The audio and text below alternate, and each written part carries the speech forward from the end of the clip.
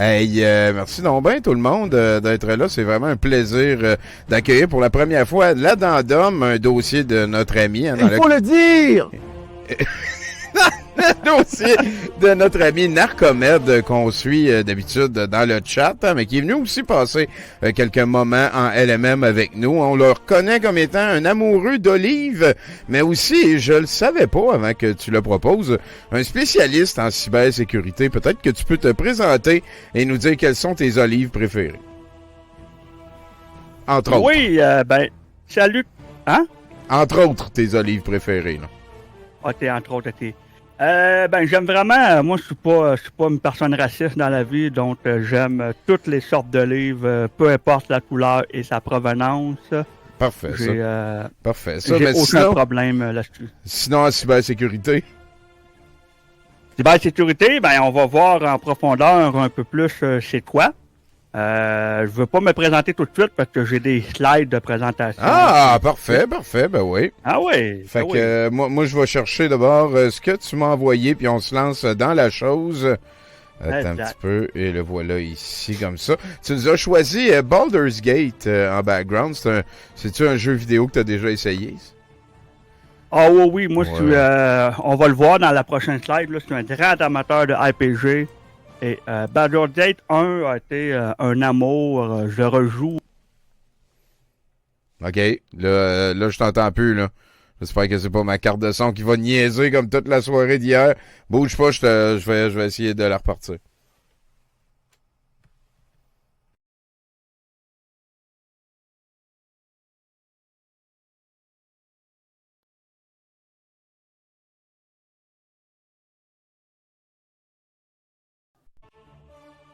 OK, là, je la regarde avec des gros yeux. Vas-y, mon cher. Est-ce que ça fonctionne maintenant, Tommy? Oui, tout va bien.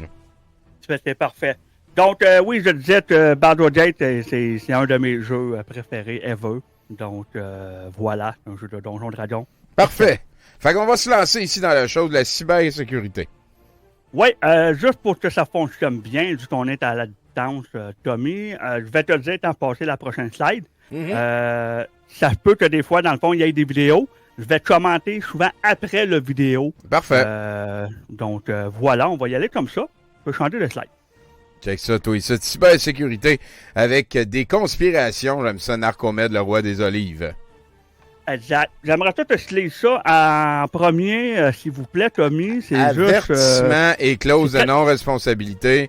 Cette présentation est fournie à titre strictement informatif et éducatif. Le contenu abordé, qu'il s'agisse de concepts, d'analyse ou de démonstration, a pour but de partager des connaissances et sensibiliser le public aux enjeux de la cybersécurité.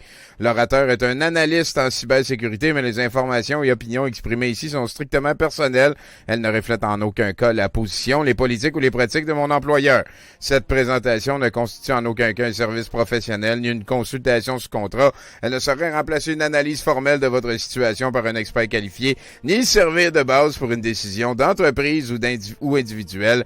Les actions entreprises sur la base des informations de cette diffusion relèvent de votre entière et unique responsabilité. Ni l'orateur, ni la plateforme, ni les organisateurs ne peuvent être tenus responsables de toute conséquence directe ou indirecte, dommages ou pertes résultant de l'utilisation, de la mise en pratique ou de l'interprétation des informations partagées. Soyez vigilants et agissez de manière responsable. J'aime ça, c'ti. Ils commencent encore, ils font tout ça. Ils commencent avec une petite dose d'humilité. Là. Moi, j'aime ça de même, ça, c'est bon, ça. Ouais, c'est important dans mon domaine, se protéger. Des fois, on a des informations et des techniques que les criminels ils pourraient utiliser. Ouais. Donc, voilà. Voilà. Je peux changer de slide. Donc, on dit souvent ici sur la chaîne moi, hein? Oui. Donc, qui je suis, comme que vous le savez, je me présente Narcomed de le roi des olives. Je suis un amateur de RPG depuis maintenant 34 ans. Donc, ça trahit un peu mon âge réel. J'ai joué à Donjon Dragon. Je suis un grand amateur de Shadowrun, Rift, Deadlands, Mutant Chronicle, etc. Hein, il fallait mettre des etc. J'aime beaucoup les chiens. Moi, je fais partie de l'équipe des chiens. Tu es un ancien drummer Point Rot et Stop Point. Désolé, Tommy. C'est correct. Sinon, j'ai beaucoup d'expérience au niveau des entreprises. J'ai été longtemps un gars qui a travaillé dans des shops, là, comme on appelle. OK. Donc, avant de travailler au niveau informatique. Et j'ai eu un parcours, disons, difficile. Là. Je ne veux pas trop élaborer aujourd'hui. Peut-être que ça sera le cas d'un autre dossier. OK. Mon parcours un peu professionnel, puis ainsi de suite. Donc, voilà. Puis ça, c'est mon chien en passant. Elle s'appelle Nova. Elle est super jolie. C'est vrai. Allô, Nova. Yes, tu peux changer de slide. Donc, qui je suis? Ben, au niveau sécurité, informatique et ainsi de suite, j'ai été sysadmin pendant 7 ans. Ça, dans le fond, c'est eux qui s'occupent là, des serveurs, du réseau, tout ça, de la compagnie. Après ça, j'ai changé au niveau de la cybersécurité. Ça fait 6 ans maintenant que je suis dans ce domaine-là. J'ai donné 2 conférences au AdFest. C'est le plus gros événement de sécurité au Canada. Wow. Et ouais, je suis vraiment fier. J'ai parlé là-bas l'année passée, là, peut-être une salle de capacité de 200-300 personnes. Bref, c'était vraiment nice. C'est stressant, mais ça l'a bien été. C'est sur YouTube, si jamais vous voulez aller le voir.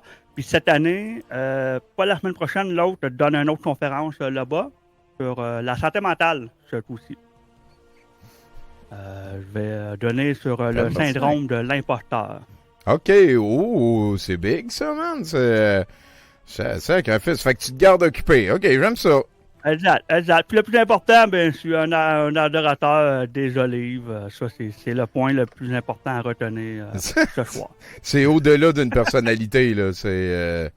Ah ouais, ça, c'est le top. Oh! C'était juste, dans le fond, je voulais faire un hommage. Dans le fond, je parle pas vraiment de cybersécurité à choix, là. Je veux rendre un hommage à M. Bas-de-Côté. Je me suis fait avoir. J'ai hâte de voir ça. OK, on va le prendre. Non, c'est pas vrai. C'était juste une petite blague, parce que je le sais que vous aimez beaucoup Bas-de-Côté. Donc, je me suis dit, si tu faisais un hommage à lui, ça allait capoter un peu dans le chat. Donc, Non. Bon! yes! De quoi on va parler à soir? On va parler un peu d'histoire, dans le fond, de où ça part au niveau sécurité, puis ainsi de suite, l'informatique en général. Mais on va pas faire toute la revue de ça, parce que ça pourrait être plusieurs dossiers. Et donc voilà, on va parler des fausses croyances aussi. C'est des choses qu'on entend de nos fameux conspirationnistes. Ben oui. On va voir c'est quoi la cybersécurité. Après ça, je vais vous présenter un peu mon travail, le day-to-day que je fais, et ainsi que les différents domaines, dans le fond, qui existent dans mon secteur d'activité. Ben oui, ça c'est doit ça. Puis si jamais il y a des gens, je ne sais pas, qui veulent changer de métier ou des trucs comme ça l'intéresse des gens. Voilà. Et on va changer de slide, on va débunker quelques conspirations. Un très beau menu, j'aime ça, c'est généraliste. Fait que tu pourras revenir nous parler de l'histoire seulement la prochaine fois. On va parler de l'histoire de la cybersécurité. Elle remonte aux années 1970. Oh, j'ai pas de son. Avec la création des premiers réseaux comme ARPANET, développés par le il faut que je revienne en arrière. On va parler de l'histoire de la cybersécurité. Remonte aux années 1970. Avec la création des premiers réseaux comme ARPANET, j'essaie de monter le volume. de la défense des États-Unis. À cette époque, les ordinateurs étaient souvent isolés, ce qui les rendait moins vus. Désolé, ça doit être ça ici, le volume? Ah non, c'est la grosseur. Non, je pense pas que tu peux le monter. C'est browser. OK, bon, ben on va... Aujourd'hui, on va parler de l'histoire de la cybersécurité. Elle remonte aux années 1970. Aujourd'hui, on va parler de l'histoire avec la création des premiers réseaux comme ARPANET, développés par le département de la défense des États-Unis. Chris, on est en train de se faire hacker. Ça va bien aussi. Ben oui, c'est ça. Tiens, attends un petit peu. Je vais y aller comme ça ici. Là, je vais le mettre full, puis après. Aujourd'hui, on va parler de l'histoire de la cybersécurité. Elle remonte aux années 1970. Avec la création des premiers réseaux comme ARPANET, développés par le département de la défense des États-Unis. C'est bon, là. À cette époque, les ordinateurs étaient souvent isolés, ce qui les rendait moins vulnérables aux attaques. Le terme cybersécurité combine cyber, qui vient du mot cybernétique, c'est-à-dire une science qui étudie les systèmes de contrôle et de communication, et sécurité, qui désigne la protection contre les menaces. Ensemble, ils évoquent la protection des systèmes informatiques et des données. Dans les années 80, les micro-ordinateurs sont devenus financièrement accessibles. Veuillez m'excuser. Cela a permis à des passionnés d'étudier profondément leur système. Ils ont naturellement mis en lumière les premières vulnérabilités informatiques. Certains ont alerté ou corrigé, on les a donc appelés les hackers éthiques. D'autres, qu'on nomme aujourd'hui les cybercriminels, ont choisi d'exploiter leurs découvertes. C'est ainsi que sont apparus les premiers virus, comme Creeper, qui se propageaient d'ordinateur en ordinateur avec un message amusant « Je suis Creeper, attrapez-moi si vous le pouvez ». Pour combattre ces menaces, le premier antivirus, Reaper, a été développé pour éliminer Creeper. Cela a marqué le début d'une lutte constante entre les cybercriminels et ceux qui défendent nos systèmes. Dans les années 2000, les attaques par déni de services distribués, plus communément appelées les DDoS, sont devenues une arme redoutable des cybercriminels. Une des premières attaques majeures a eu lieu en 2000, menée par un hacker surnommé Mafia Boy, qui a réussi à paralyser des géants comme Yahoo, eBay, CNN en saturant leurs serveurs de requêtes. Ces attaques ont mis en lumière la nécessité de sensibiliser les utilisateurs et les entreprises aux risques potentiels pour qu'ils puissent mieux se protéger. Au XXIe siècle, les cyberattaques sont devenues plus sophistiquées et évoluent constamment. Par exemple, WannaCry, une attaque de ransomware massive en 2017, a touché plus de 230 000 ordinateurs dans 150 pays. Ouf. Causant des milliards de dollars de pertes économiques et paralysant des systèmes comme le NHS au Royaume-Uni. La cybersécurité est une véritable course à l'armement où experts et cybercriminels redoublent d'inventivité. Alors restez vigilants et protégez vos données. La cybersécurité ne repose pas que sur la technologie, mais aussi sur la sensibilisation de chacun. Et je vais récupérer mon chat. C'est salut. OK. Ouais. Fait que c'est tout né après nous autres. Ouais, mais plus vieux que la cybersécurité. Certains. Oui, pardon. Vas-y. Je disais, je suis plus vieux que la cybersécurité. Ouais, juste ouais. à remettre certains trucs, là, dans le fond, plus corriger la madame qui a parlé. J'ai vu dans le chat, là, que Fia Risser, il dit que, dans le fond, Mafia Boy, c'était juste un trip TD. Exactement, c'est ça que j'allais dire. C'était pas vraiment un hacker. De toute façon, on va voir là, plus loin là, dans la conférence là, que ce terme-là est vraiment mal utilisé par les médias, puis ainsi de suite. Tu sais, les médias, là, ben c'est ça. Les merdias, oui, bien entendu. Exact. Le Maurice Internet Worm, c'est le premier virus Internet. Ouais, ben c'est un des premiers qui a été fait. Puis justement, ça, c'est une selon un musée là, qui ont mis puis la diète dedans. Wow. C'est le code très dans cette petite disquette là. Ouais, pour ceux qui savent pas ça, avant c'était une clé USB du passé, mettons. Exact. On va faire la première fausse croyance, des choses qu'on a souvent entendu dire. Exemple, j'ai un Mac, donc je suis en sécurité, je ne poignerai pas de virus, puis ainsi de suite. C'est des oui mais. Parce que il faut tenir compte que souvent les criminels, ben pas souvent, pas mal tout le temps, ils vont vouloir attaquer, dans le fond, une source plus grande d'ordinateurs, puis ainsi de suite. Okay. Puis, si on recule d'une couple d'années, ben c'est quoi qui avait le plus sur le marché? Ben c'était des ordinateurs Windows. C'est sûr et certain qu'eux, quand ils vont développer du code pour créer des virus ou des trucs comme ça, ben c'est sûr et certain qu'eux, leur but, c'est d'attraper le plus possible de monde, de faire le plus de dommages. Je comprends. Est-ce que tu vas... C'est ça. Parce que tu vas-tu attaquer genre des systèmes, il y en a juste, mettons, 10, ou tu vas attaquer des systèmes, il y en a 500? Je comprends. Bon, oui. C'est ça. Mais les choses ont changé. Il y a de plus en plus de monde qui a du Apple, puis ainsi de suite. Ça devient de plus en plus facile de faire du code, bref, de cibler ce genre de personnes-là. Donc, pour ça, j'ai mis un petit article là, de Phobe, que dans le fond, tu dis qu'il y avait eu une attaque là, qui avait touché 100 millions de personnes à Apple. Tabaslac, c'est beaucoup de monde. Ouais, c'est pas mal de monde. Tant souvent qu'il y a des genres d'attaques comme ça, là, ça touche, vraiment. Tu me dis, là, dans le passé, là, Steve Jobs, je me souviens, il avait dit, là, essayez donc de faire des virus pour Apple, il n'y en a aucun.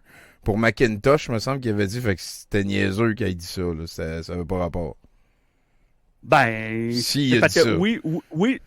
oui, le système en arrière que Apple utilise, tu sais, c'est du solide. Mais de dire qu'il n'y a pas de virus, mettons, pour Apple, puis que vous ne serez jamais capable, ça, c'est très niaiseux de dire ça. OK, Ouais. bon, OK, c'est bon. Il me semble qu'il avait dit ça, là. Bon, vous chercherez, vous me On peut changer corrigerez. de slide. Oh! Oh, Bon. Fait que là, je remercie Fernand, une autre fois, de m'avoir dit. Allô? Bon, on n'entend plus personne, c'est. Fait qu'il va falloir que. Ah là là là là. Excusez, c'est vraiment pas supposé se passer de même. Puis là, je vais juste peser pause, puis je sais pas comment. Fait que je vais repartir ma clé, ma carte de son. Hey, c'est vraiment pas pratique. Une fois ou 20 minutes.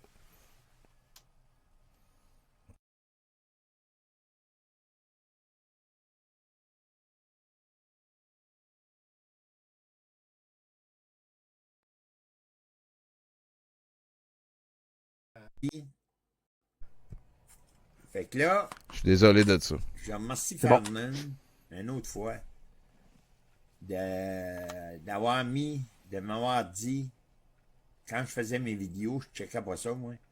J'envoyais ça public. Fait que là, je l'ai mis amis seulement. Puis là, lundi, je vais faire changer mon IP. Je sais pas trop comment ça marche, mais Fernand m'a expliqué ça, là. Mais si je change mon IP, je ne sais pas si ça va tout changer mes mots de passe, mes affaires, parce que là, Chris, ça va être une job, là. Si je change de IP, je vais-tu parler de mes amis? Va-tu falloir que j'aille chercher d'autres amis? Je suis pas assez calé là-dedans. Fait que, mais je vais appeler la compagnie Rogers. Ben, c'est eux autres qui ont l'Internet. Puis je vais lui dire qu'ils changent mon IP parce que il y a quelqu'un qui m'a hacké. Puis il prend mes vidéos, puis il emporte ça dans le groupe à George. Ben oui, George. George de Montréal.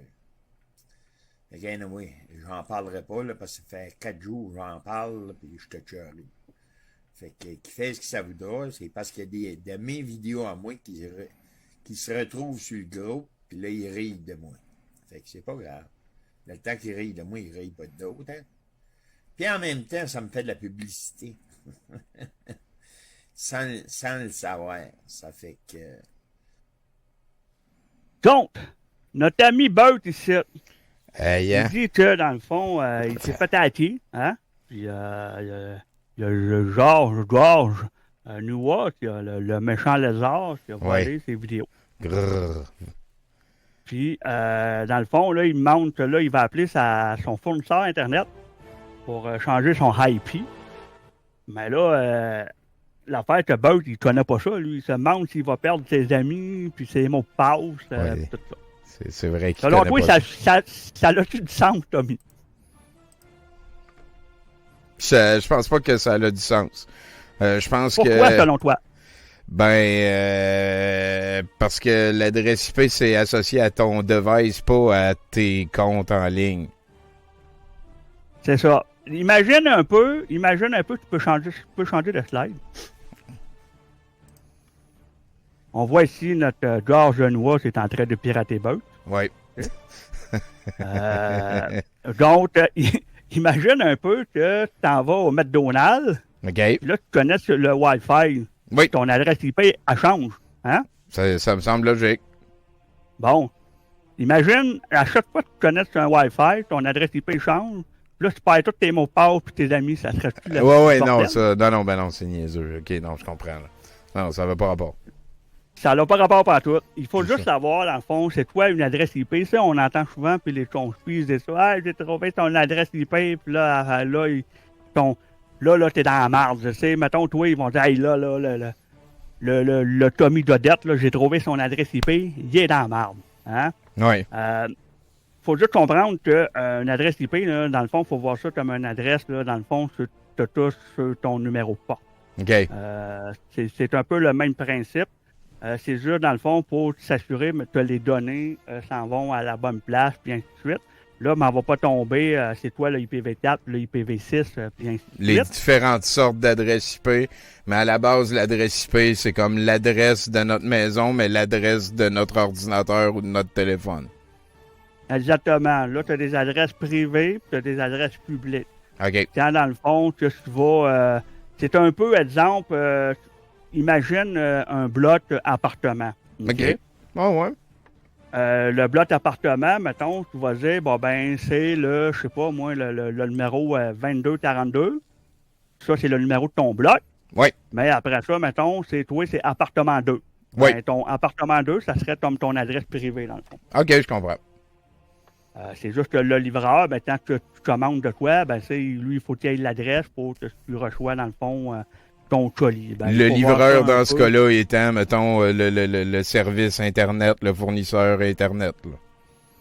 Ouais, exact. OK, j'aime ça. Ouais. Pour répondre à une chat, oui, c'est la soundtrack de Baldur's Gate qui joue en arrière. Oui, effectivement. Permettre aux informations d'arriver au bon endroit. Voilà. OK, j'aime ça. On va se rappeler de la métaphore du building. J'aime ça. Yes, la deuxième fourvoyance, ça, j'ai souvent entendu ça. Personne ne voudra me pirater, ce n'est pas important. C'est oui puis non. Dans le fond, c'est que les criminels, ils s'en foutent un peu, eux autres, de savoir, mettons, c'est qui Tommy. Ouais. Eux, ce qu'ils veulent, c'est tes mots de passe, ton compte bancaire, tes informations personnelles pour créer une fausse identité avec tes informations. Ouais. Donc, l'argument de dire que t'es pas important, t'as rien à cacher, puis ainsi de suite, c'est vrai, mais ça change pas le fait que tes informations sur le dark web, ben, ça a un certain prix. J'ai fait une petite recherche, ça, c'est les prix un peu qu'est-ce que ça peut valoir là, sur le dark web. Mettons un email, un mot de passe, tout ça, ça peut être de 1 à 15 $ US. Un assistant, un compte bancaire, ça peut aller de 20 à 500 $. Et un vol d'identité complet, on peut aller dans les 1000 $ US. Tabarnak, hein? Fait que, voilà. Peut changer de... Ouais, je comprends. C'est pas anodin. No way. Ah oui, ça, c'est niaiseux. Ça, c'est juste pour vous démontrer que des attaques informatiques, ça se They've passe pas already vraiment comme gone ça. through the NCIS public firewall. Well, isolate the node and dump them on the other side of the router. I'm trying. It's moving too fast. Est-ce que c'est niaiseux? Oh, this is not good. Ça n'a pas de sens. Ils sont deux sur la vie. C'est I can't. niaiseux. He or she is only going after my machine. Ça, c'est une série qui a passé à la TV, là. It would take months to get built. What is that, video game? No, Tony, we're getting hacked. They get in Abby's computer, the entire NCIS network is next. I can't stop him. Do something, McGee. I've never seen code like this. C'était de même le piratage des années 90. C'était ça, le putain, il est bon. Là. Ah, ouais, je vais passer par derrière. Puis, c'est... Ouais. Il a réussi à vaincre en déploguant. Ah ouais, il déploie, puis on dirait là, que même qu'il a déployé un étrange, je sais pas trop. Là. Mm-hmm. Donc, ça n'a aucun bon sens qu'il ait fait ça. Disons que les attaques informatiques, c'est pas mal moins stimulant et glamour que ça. On peut passer à l'autre slide. C'est vraiment très niaiseux ce qu'on vient de voir. Là. Je veux juste faire sûr. Là. Puis à un niveau comme historique et évolution de la culture populaire, je pense que de nos jours, pas mal tout le monde trouverait ça niaiseux, mais là comme 20-25 ans, c'était des hackers cool à la TV qui faisaient des affaires importantes. Est-ce que tu l'as connu, cette série-là, Tommy? Moi, non. Là, j'écoutais pas la TV, jamais. Hey, okay. C'est Le Monde. Yes, ça, c'est juste, dans le fond, c'est une image que j'ai faite par le IA. OK. C'est juste pour démontrer, dans le fond, qu'il y a des attaques là, qui sont faites là, de façon en continu. Faut comprendre là, que souvent, il y a beaucoup d'attaques qui proviennent dans le monde. C'est pas vraiment des humains qui vont faire ça, on appelle ça des botnets. Dans le fond, c'est des robots qui vont faire puis les attaques. Ça peut être des scans qui sont faits pour découvrir, mettons, que sous des ports ouverts, des trucs comme ça. Donc, puis ça roule en continu, là. C'est vraiment fou. Juste pour vous donner une petite idée, mettons, Par jour, mettons, une entreprise pourrait avoir mettons, dans une semaine, facilement, là, 30 000 essais, genre de scan ou des trucs comme ça. Là, sur les Wow! devices. Genre 30 000 personnes mal intentionnées qui viennent cogner au building, là. C'est pas nécessairement des personnes. Comme j'ai dit, ça peut être des bots. C'est des Ouais, c'est ça. Mais mettons dans la métaphore du building, là, comme on parlait tantôt, là. Oui. 30 000. Oui. Ça peut être des petites souris qui essaient de rentrer dans le building, peut-être. Ça peut être toutes sortes de métaphores d'indésirables. Puis ça, c'est juste comme des affaires. Puis là, on parle d'une grosse compagnie comme Desjardins, mettons, comme... Même les petites. Parce que dans le fond, là, les criminels, ils n'en ont rien à foutre là, que tu sois une grosse compagnie ou une petite. Eux, dans le fond, là, ce qu'ils vont faire, c'est qu'ils vont scanner vraiment, puis on l'a vu tantôt, puis les adresses IP.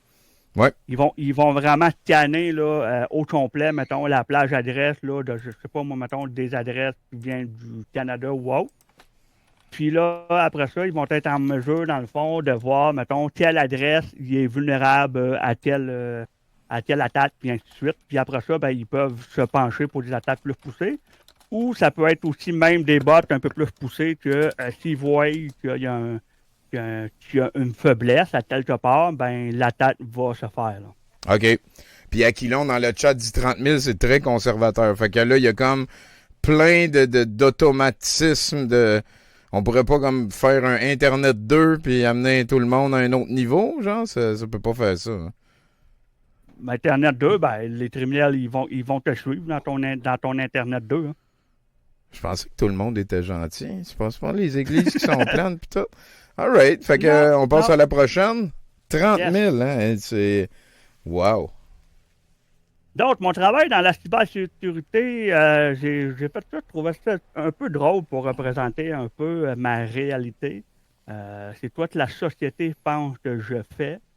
Il y a beaucoup de monde qui ne connaissent pas ça. Ils pensent que j'ai un hoodie et puis dans ma cave en noirceur, puis que j'ai des tableaux noirs, puis pitonne sur un clavier des lignes de commande, puis ainsi de suite. Donc voilà. Puis c'est ce que ma mère pense que je fais. C'est vraiment vrai. Elle pense que je suis Albert Einstein. Ben oui. Et ce que je fais réellement, ben c'est littéralement ça. Je vais en parler un peu plus après. Mais disons que moi, ça fait, comme vous l'avez vu tantôt, là, ça fait plus de 12 ans que je suis dans le domaine. Et on répète là, souvent des affaires vraiment basiques. Vraiment très, très, très, très basiques que les compagnies ne font pas. OK. Et ça rend vraiment que les entreprises sont vraiment pas sécuritaires pour plusieurs raisons. Parce que le gros problème au niveau sécurité, c'est que, personne ne comprend réellement ta job. Et le deuxième, je te laisse deviner, Tommy, c'est quoi le deuxième plus gros problème selon toi? C'est qu'ils se rappellent pas les trucs que tu leur donnes. Non, c'est que tout le monde s'en calisse. Ouais, je la comprends celle-là aussi. C'est pas leur donner secrète, fait que dans l'entreprise, ils vont s'en foutre un petit peu plus. Honnêtement, là, je ne veux pas dire que c'est toutes les compagnies, c'est le même. Ça serait malhonnête de dire ça. Mais disons qu'il y a beaucoup, beaucoup de compagnies, et là, j'inclus le gouvernement là-dedans, que, dans le fond, ils ne comprennent pas vraiment ce que tu fais. Ils voient vraiment la sécurité comme une dépense. Puis, souvent, ben, ils s'en foutent. Ils vont pas le dire publiquement. Ils vont toujours dire Ouais. Ah non, la sécurité est importante pour nous. C'est un peu le même principe. Je sais pas si Tommy, tu as de l'expérience au niveau des entreprises. Tu sais, tu parlais tantôt que j'ai travaillé dans des shops, tout ça. Là. Je sais pas si tu as de l'expérience là-dedans. Ben oui, un peu, oui. Ouais? Oui. T'as-tu déjà eu des rencontres là, de ceux qui viennent sécurité, santé au travail? Oui. Est-ce que tu as remarqué un changement que quand eux ils viennent, là, le plancher il est propre en tabarnak? C'est vrai. Juste le passage provoque ce qu'ils veulent le provoquer, là, ça c'est sûr. Exact. Ben, en sécurité, cyber, c'est un peu pareil. OK, je comprends. C'est vraiment pareil. OK. Fait que on peut continuer. On en reparlera peut-être tantôt. Non, ben vas-y, Tommy, si tu as de quoi en tête. Là, OK, ben parce que tu disais tantôt qu'il y avait des entreprises qui faisaient des erreurs de base grossières, puis je me demandais si tu avais un ou deux exemples de ça en particulier. Oui, ben l'exemple numéro un, là, c'est que là, je n'ai pas présenté ça ce soir, mais je peux le dire. C'est que l'affaire de base, il faut que tu fasses, OK, quand tu veux t'assurer de savoir, dans le fond, toi, que tu te protèges au niveau de tes actifs, c'est ton inventaire. Les compagnies ne savent même pas c'est toi qui ont comme serveur, puis à quoi ils servent leur serveur. Ça, ouais. Ben, quand tu dis les compagnies, souvent, ils engagent une personne qui fait ça, mais la personne qui fait ça est pas au courant de ça, mettons. Ou c'est une PME, puis elle a pas engagé personne pour faire ça, puis elle fait confiance à un tiers parti, genre. Ça peut être les deux. OK. Ça peut être les deux. J'ai vu des cas dans les deux. Moi, j'ai travaillé au niveau municipal aussi. Et il n'y avait même pas de système d'inventaire à proprement parler, là. OK. Ouais, OK, je comprends. C'est comment tu peux protéger, dans le fond, tes systèmes quand tu ne sais même pas quel système tu as puis à quoi ils servent. Je comprends. Moi, il faut que la personne la moins habile avec les ordinateurs de toute l'équipe soit au moins habile, capable pour comprendre toutes ces affaires-là. Fait que ça devient quand même assez difficile comme paradigme à amener à un standard minimum pour tout le monde aussi, là. Ça doit être compliqué en esti, là. J'avais jamais vu ça de même, là. C'est un vrai système qu'il faut protéger, là. Oui, puis le problème de ça, c'est qu'il y a plusieurs compagnies, mettons, tu sais, comme, tu sais, on ne lui pense pas tout le temps. Mettons, dentiste, par exemple, tu sais, tu parles souvent, tu aimes les dentistes, tout ça. Il faut le dire! Ben, les dentistes, si tu te protèges les données de ça, souvent, ils vont faire affaire, mettons, avec une compagnie externe. Ouais. Mais est-ce que la compagnie externe fait vraiment de la bonne job? Excellente question. Est-ce que le dentiste est vraiment qualifié pour vérifier puis s'assurer, dans le fond, que la compagnie t'engage, ils font la job correctement? Ouais, je comprends. Et c'est sûr que non. Puis on s'entend que chez le dentiste, là, des données personnelles là, sensibles, là, il y en a beaucoup, hein? Ben, moi j'ai vu un film, là, ils font comme l'affaire de dents, là, la trace de dents de quelqu'un, là, puis là, ils brûlent quelqu'un d'autre, là, ils font croire que c'est ce cadavre-là, parce que ils prennent les traces de dents, puis ils refont les... En tout cas, oh ouais. Il y avait Bruce Willis là-dedans. Donc, la cybersécurité, c'est quoi? Ça repose sur 3 concepts. Dans le fond, c'est la triade CIA. OK. Là, dans le fond, on le voit ici, là, c'est pas le CIA aux États-Unis, là. Hein? Oui. C'est 2 choses totalement différentes. La première, c'est toute la confidentialité. La confidentialité, c'est quoi, dans le fond? C'est qu'on s'assure que seules les personnes autorisées peuvent avoir accès, dans le fond, à la donnée et à l'information. Après ça, le deuxième, c'est l'intégrité. On s'assure, dans le fond, que la donnée soit exacte, puis qu'elle ne soit pas altérée. Par l'encryptage ou quelque chose, là. Genre, OK, ouais. Tu sais, mettons, exemple, un criminel, là, il va rentrer dans une base de données, puis il va changer les informations d'une personne ou des trucs comme ça. Ouais. C'est ça.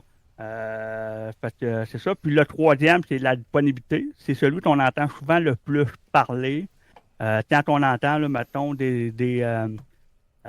mettons, X ou Facebook sont tombés down, tout ça, parce qu'ils ont eu puis des attaques DDoS. Souvent, ben, ça l'a fait, dans le fond, la disponibilité. Tu sais, dans le fond, il faut s'assurer que le serveur ou que le service soit disponible, dans le fond, au moment voulu. Je comprends. Oui, absolument. Ça, c'est vraiment la triangle là, de la cybersécurité des 3. Les types d'attaquants. Oh! Je vais changer. C'est donc bien cool, ça. Il y en a beaucoup, sauf que ça, c'est sûr, dans le fond, que j'ai... on pourrait dire que vous voulez un peu plus parler. Les familles principales. Pardon? Les familles principales là, de hackers, là, de pirates informatiques. Là. Non, c'est mais, ça. OK. On a le premier, on parlait tantôt de Mafia Boy. Je le mettrais vraiment dans la première catégorie, un TripTD. Un TripTD, dans le fond, c'est quoi? C'est une personne qui n'a pas beaucoup de connaissances au niveau informatique, puis ainsi de suite. Il va surtout utiliser, dans le fond, le travail que d'autres ont fait pour lancer ses attaques, puis ainsi de suite. Donc, il pourrait, par exemple, utiliser un code ou une plateforme que quelqu'un d'autre a développé. OK. Et il va s'en servir, dans le fond, pour faire l'attaque. Wow, Puis comment tu as accès à ces codes-là si c'est comme quelque chose d'illégal? Non, c'est pas, C'est pas la nécessairement plupart, illégal. mettons. OK. Exemple, vois dans le chat Metasploit, ça, tu peux downloader ça, pas de problème. Tout ça, dans le fond, il n'y a pas de problème à utiliser ça. C'est juste l'intention que tu vas faire puis la façon que tu vas t'en servir de cet outil-là. OK. Parce qu'il peut exister, dans le fond, des plateformes que tu vas t'amuser à essayer de trouver les failles puis à prendre contrôle. OK. Ça, si c'est fait dans un cadre légal, c'est correct, là. Je comprends. Black Hat, je voulais juste le mentionner de cette façon-là, mais moi, personnellement, c'est pas des termes. Le Black Hat, le White Hat, le Great Hat, là, pour moi, c'est pas des termes que j'utilise vraiment. OK. Mais c'est des termes que je voulais mentionner comme ça, parce que dans les médias, les merdias, c'est souvent des termes qui vont être dits de cette façon-là. Pour moi, un Black Hat, c'est un criminel, point. Ouais, c'est ceux qui font du hacking pour vrai pour essayer de s'introduire dans des systèmes sans autorisation pour des raisons malveillantes. Puis après ça, Exactement. Okay, ouais. C'est ça. Exemple, ça peut être pour des biens financiers ou le vol de données, ça peut être du chantage pour la revente. Extorsion, ces affaires-là. Là. Ouais, il n'y a rien de beau dans les Black Hats. Puis là, attends un petit peu, les White Hats, eux autres, ils sont payés par la compagnie pour tester le système. Qui testent et améliorent. Ouais. C'est ça. C'est les compis disent ça, là, les chapeaux blancs. Là. Ouais, avec la reine Romana. Ben, c'est ça. Fait que moi, je pourrais travailler pour la reine, par exemple, puis je serais considéré comme un White Hat. J'aime ça. L'autre en bas, le chapeau gris, ça, c'est souvent des gens, mettons, qui vont s'introduire dans des systèmes, puis ainsi de suite, mais qui vont informer la compagnie, par exemple, qui ont des vulnérabilités, tout ça, pour, après ça, espérer d'avoir de l'argent, puis tout ça. Okay. Il faut faire très attention avec ça, parce que, disons que vous pouvez être traîné en cours, puis ainsi de suite. Là, parce que je peux pas rentrer dans un système, puis après ça, je dis, hey, j'ai hacké ton système, j'ai trouvé des failles. Tu peux pas faire ça. Là. C'est moi qui ai chié ça à la table, m'a te montrer comment mieux barrer ta porte. Jack. J'adore ça comme c'est vrai de ça. Fait que c'est ça. Vous êtes mieux de pas trop toucher à ça à date. Là, on dirait qu'on peut comme s'enfarger. C'est weird l'affaire du script qui dit. En tout cas, on continue là. Les activistes, ça c'est genre Mel Goyer en 2016. Là. Ouais, ou si on peut dire Anonymous, par exemple. Ah, ouais, ok, ouais, j'avoue, ben oui. On pourrait les mettre là-dedans. Souvent, ils ont des raisons politiques ou d'idéologie. Mettons, ça pourrait être un groupe de woke, là, pirates, là, qui décide d'attaquer la droite, là. Ouais. Donc, on pourrait les mettre là, dans ce groupe-là. Et le dernier, ça, c'est le plus dangereux, c'est les espions d'État. Ça, c'est des groupes, là, dans le fond, qui sont financés par un gouvernement. On peut penser là, à la Corée du Nord, à la Russie. La Russie, on en parle souvent sur la chaîne des réseaux de bots russes. Puis je veux dire, l'Iran aussi, on sait qu'ils en ont plein. La Chine doit en avoir une trollée. Je sais pas c'est quoi qui se passe avec les States puis le Canada à ce niveau-là, là, mais bon. Disons qu'on pense qu'on est plus un peu ici, mais de penser qu'ils font rien eux autres, disons que ça serait peut-être naïf. Ben oui. Mais est-ce qu'on est aussi bon que les Russes puis la Corée du Nord? La réponse est non. Là. On est vraiment loin en arrière. J'ai remarqué. En arrière d'eux. C'est un constat qu'on ramène souvent sur le show, ça, Narcomed. Oui. S'il y a quelqu'un qui a gagné le premier round de la guerre de l'information en ligne, c'est bien la Russie. À moins peut-être qu'on est rendu au 9e round, là, mais là, c'est eux autres qui mènent. Là. Ouais. Puis, sinon, toi, vous l'avez... Oui, c'est ça. J'ai déjà vécu personnellement une attaque qui était financée justement par un groupe russe. Fait que, je pourrais en parler à long et à large, mais pas publiquement. Oh, wow, ouais, c'est donc bien capoté, ça. Ouais. Pa. On peut changer de slide. Un hacker n'est pas Ça, un c'est la- criminel. Exactement. Un hacker, c'est pas un criminel. Souvent, dans les médias, on va dire « Ah, un hacker, il a fait telle affaire, puis ainsi de suite. » Il faut juste comprendre là, que le terme hacker, là, c'est simplement une personne qui veut comprendre le fonctionnement d'un système ou d'une machine, un truc comme ça. Donc, il faudrait que les médias arrêtent de dire ce mot-là. De plus en plus, ils font attention, là, certains médias. Ils vont dire, mettons, un cybercriminel, des trucs comme ça. C'est pas mal plus... exact. Ouais, c'est plus proche, parce qu'un hacker, il y a toutes sortes de hackers, puis il y en a qui sont pas méchants. Comme on l'a vu, les White Hats. C'est ça, il peut y avoir certains activistes aussi, peut-être, là, si on reste dans les limites de la... Oh!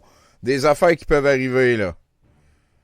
Ouais, ça, c'est les cibles d'attaque. Il y en a beaucoup. J'ai été dans les plus communs, là, pour que ça soit plus facile à comprendre pour tout le monde.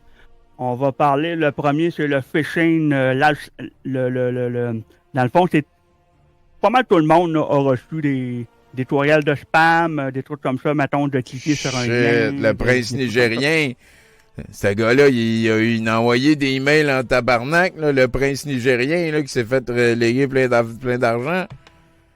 Il n'y a même pas d'update. C'est encore le Great Asset. Il écrit encore, il va trouver quelqu'un. Dis-toi, Tommy, que s'ils le font, c'est parce que ça marche. Hein? C'est assez capoté, ça, pareil. C'est que, tu sais, imagine, mettons, là, que leur but de eux, là, je reviens à ce que tu disais tantôt, c'est pas de cibler à Colette ou à Tommy, là. C'est de poigner une personne dans le tas. Ouais. C'est comme là, on est à la chaîne 232, OK? Ouais. Ben, mettons, j'envoie, moi, là, un courriel de phishing, là, ici, là. Pas mal sûr que je pogne beaucoup de gens. Je le sais parce que moi-même, à mon travail, je le fais. Je crée des campagnes de phishing. OK. Puis, là, je ne donnerai pas les stats de mon emploi actuel, mais un des emplois que j'ai déjà travaillé, et il y a Straoti, c'est un ancien collègue qui est dans le chat aussi, on pouvait poigner 80% du monde. Tabarnak, mais là, c'était quoi la campagne de phishing que vous... ouais, je comprends que tu peux peut-être pas le dire. 80%, c'est donc bien weird, ça marche plus qu'on pense. Oui, puis ça, c'est du monde qui suivait des formations, tout ça, là. OK. Donc, c'est énorme, là, je te dirais, là, 80, là. C'est vrai. Mais oui, parce que puis ça en prend juste un ou deux en réalité pour faire les dommages. Donc voilà, surtout avec les personnes âgées qui ne savent pas trop ce qu'ils font. Ben oui, puis, sûrement, oui. Oui, puis il n'y a pas beaucoup de formation par rapport à ça. Je vais le montrer plus tard, là, mais le gouvernement il essaye de pousser là-dessus. Mais leur méthode de pousser, dans le fond, dans le fond, pour dire au monde de faire attention pour ça, ben, ils font ça sur Internet, sur un site que personne ne va voir, parce que dans le fond, ça ne marche pas vraiment, là, leur méthode. Là. Je comprends. Je vais vous montrer plus tard. Sinon, le deuxième, ben, c'est les ransomware. Tout le monde a déjà entendu parler de ça. Dans le fond, c'est un logiciel merveillant que tu vas chiffrer vos données puis vos fichiers. Puis il faut payer souvent une rançon. Dans le fond, souvent, c'est des bitcoins. Donc, si vous avez une maison qui produit des bitcoins, ben, ça peut être pratique là, pour payer des rançons. Ben ouais. Non, mais je comprends. Là. Toi, tu utilises Bitcoin dans le sens que c'est pas traçable après. Là. On peut pas... si on le paye en Bitcoin, on saura jamais c'est où, puis voilà, c'est fini. Exactement. Parce que les bitcoins, c'est bien utile, là, mais disons que ça l'a aidé justement là, à que de ce genre d'attaque-là se développe, malheureusement. Puis les terminals sont fins, hein, parce que quand, mettons, tu as une attaque comme ça, là, ouais. Ils vont t'envoyer là, vraiment, il faut voir les groupes vraiment comme une compagnie, dans le fond. Ils ont quasiment un département de ressources humaines. Tout ça. Là, parle des groupes les plus poussés. Là. Ouais. C'est ça. Puis ils vont t'envoyer, dans le fond, carrément là, un courriel avec toutes les informations pour les rejoindre, comment les payer. Après ça, tu peux même parler en live avec eux autres par chat. C'est vraiment capoté. Là. Wow, man. Wow.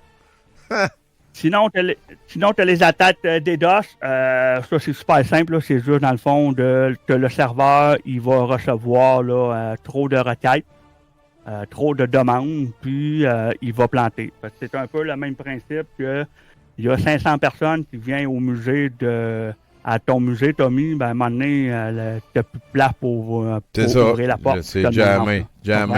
Comme les maladies de Mr. Burns. Sinon, les autres, les 0D, ça, c'est vraiment que l'attaquant utilise une faille de sécurité dans le logiciel qui est inconnue encore par les développeurs et le grand public. Ils vont trouver une faille qu'il y avait, tout le monde, mettons que la compagnie Microsoft ou autre ne savait pas. Souvent, après ça, ils vont la corriger, mais le temps qu'ils la corrigent, la faille est là, donc elle peut être exploitée. Puis ça, souvent, ça crée bien trop de l'anxiété dans notre domaine. Ouais. Les attaques à mots de passe, ça, dans le fond, c'est juste imagine un peu une liste de dictionnaires de mots de passe les plus populaires. Et le système, dans le fond, c'est des robots qui font ça, là. Ils vont tester les mots de passe pour voir juste à temps pour trouver celui, dans le fond, qui marche. Puis là, quand tu dis des robots, c'est pas qu'il y a Johnny 5 à côté d'un clavier, là. C'est un programme informatique qui fait ça à distance puis qui peut tester des affaires comme à répétition. Là. Exactement. Puis il y a bien des compagnies, mettons, oui, tu peux mettre de la protection, exemple, que après, mettons, 5 mots de passe, tu bloques l'adresse IP pendant 10 minutes ou comme ça. Mais c'est pas tous les systèmes qui ont ça. Pour l'avoir déjà testé, là, j'ai déjà vu, mettons, des mots de passe de la responsable des ressources humaines. Puis son mot de passe, c'était Soleil 1, 2, 3. OK. C'est pas assez. Elle, dans le... Hein? C'est pas assez, il faut que ça soit plus, là. Bon, là, gars, bouge pas, ça fait une demi-heure, fait que... Bon, non. C'est niaiseux. Bouge pas. Faut que je reparte la carte de son. Désolé.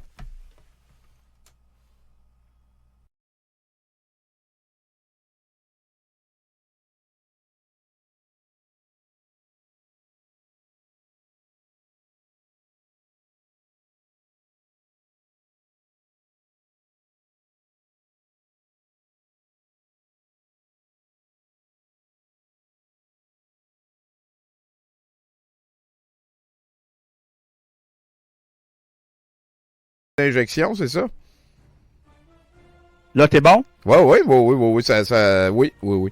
Ah non, il manque le man in the middle, là. Désolé, je te laisse aller. OK, oui. Ça, dans le fond, c'est quoi? C'est que c'est une personne, dans le fond, qui va se mettre là, entre toi et un serveur pour, dans le fond, que tu sois capable là, de tout voir le trafic qui va se passer. Mais ça, on l'a souvent vu, mettons, exemple, qu'il va créer une fausse... un faux Wi-Fi. OK. Et, mettons, exemple, tu vas voir ça, mettons, t'en vas au Meddo, puis là, tu vois Meddo 2, mais là, tu toilettes dessus, mais là, dans le fond, c'est pas vraiment un vrai Wi-Fi. Ouais. Puis lui, tout le trafic que tu vas faire, il va le voir. Il y a des systèmes là, qui existent pour faire ça de façon très facile. Ça coûte en bas de $100.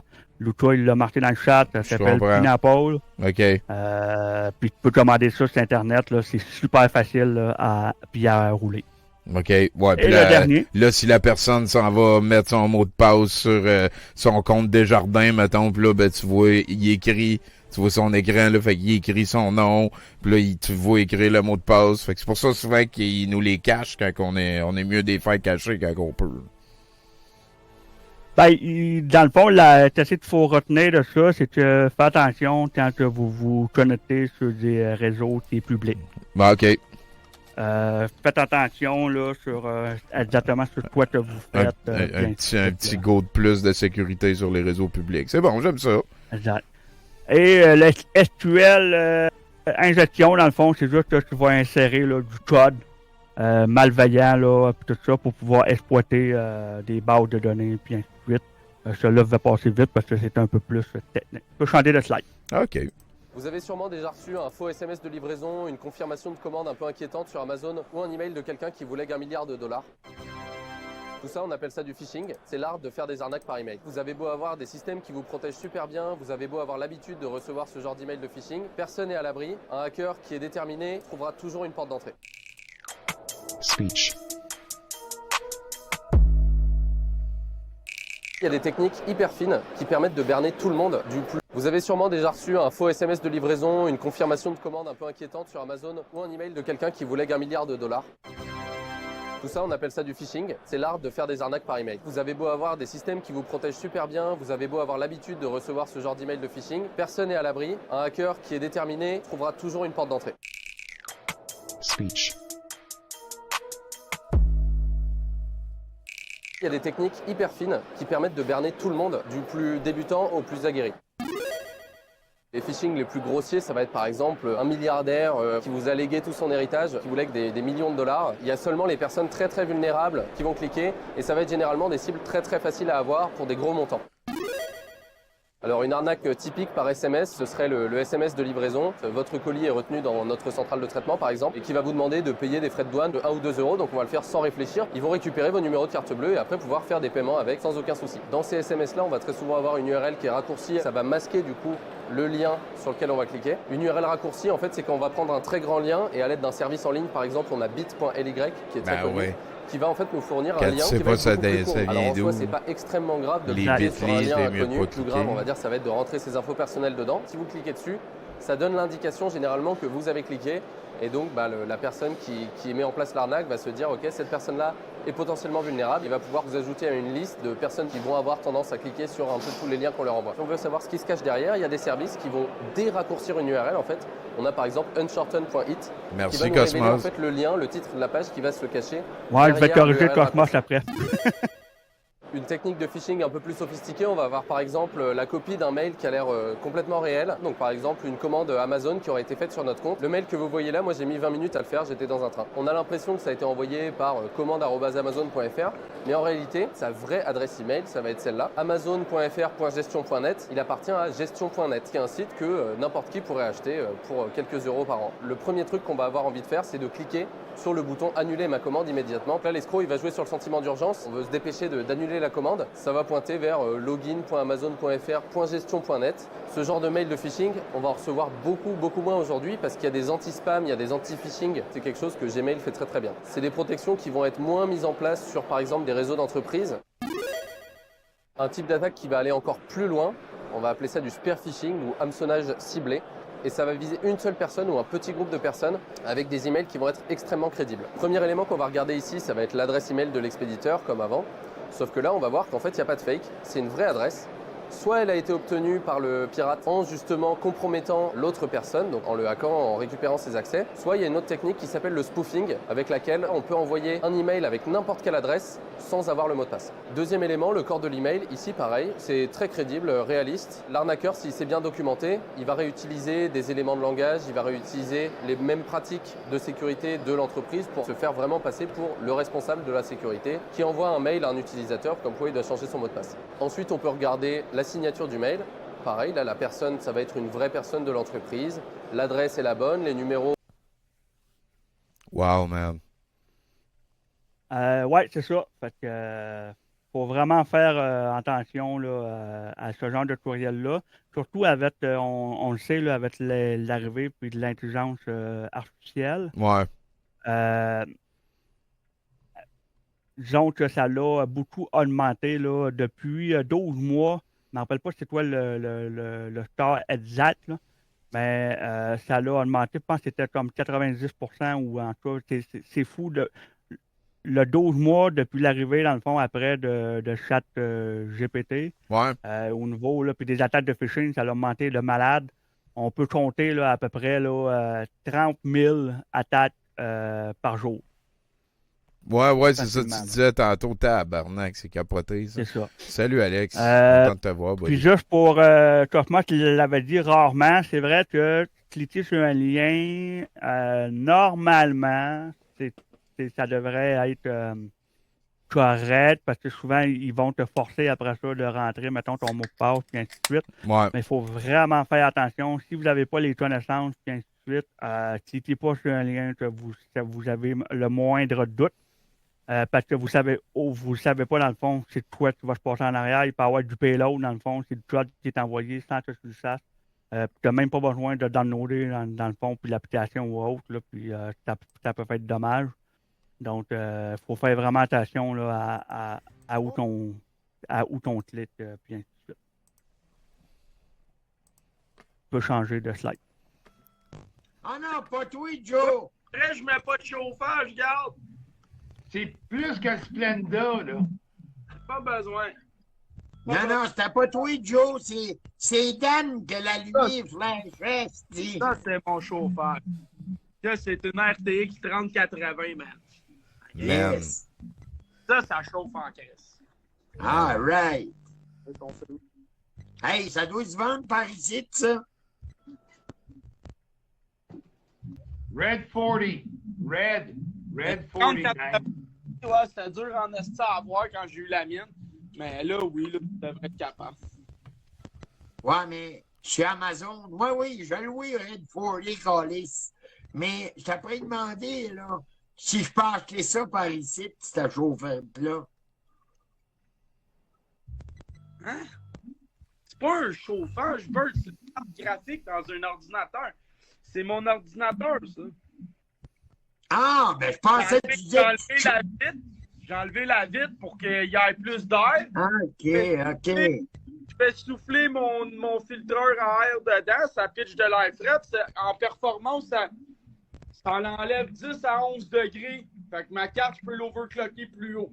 Tu comprends? Hein? OK. Ça marche. Je pensais que c'était une chaufferette. Je pensais que c'était une chaufferette que tu nous montrais là.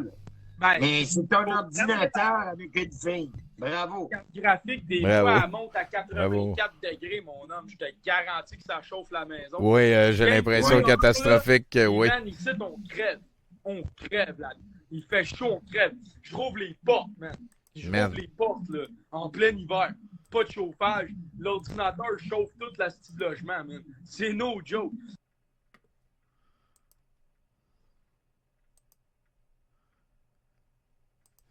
Ouais, hein?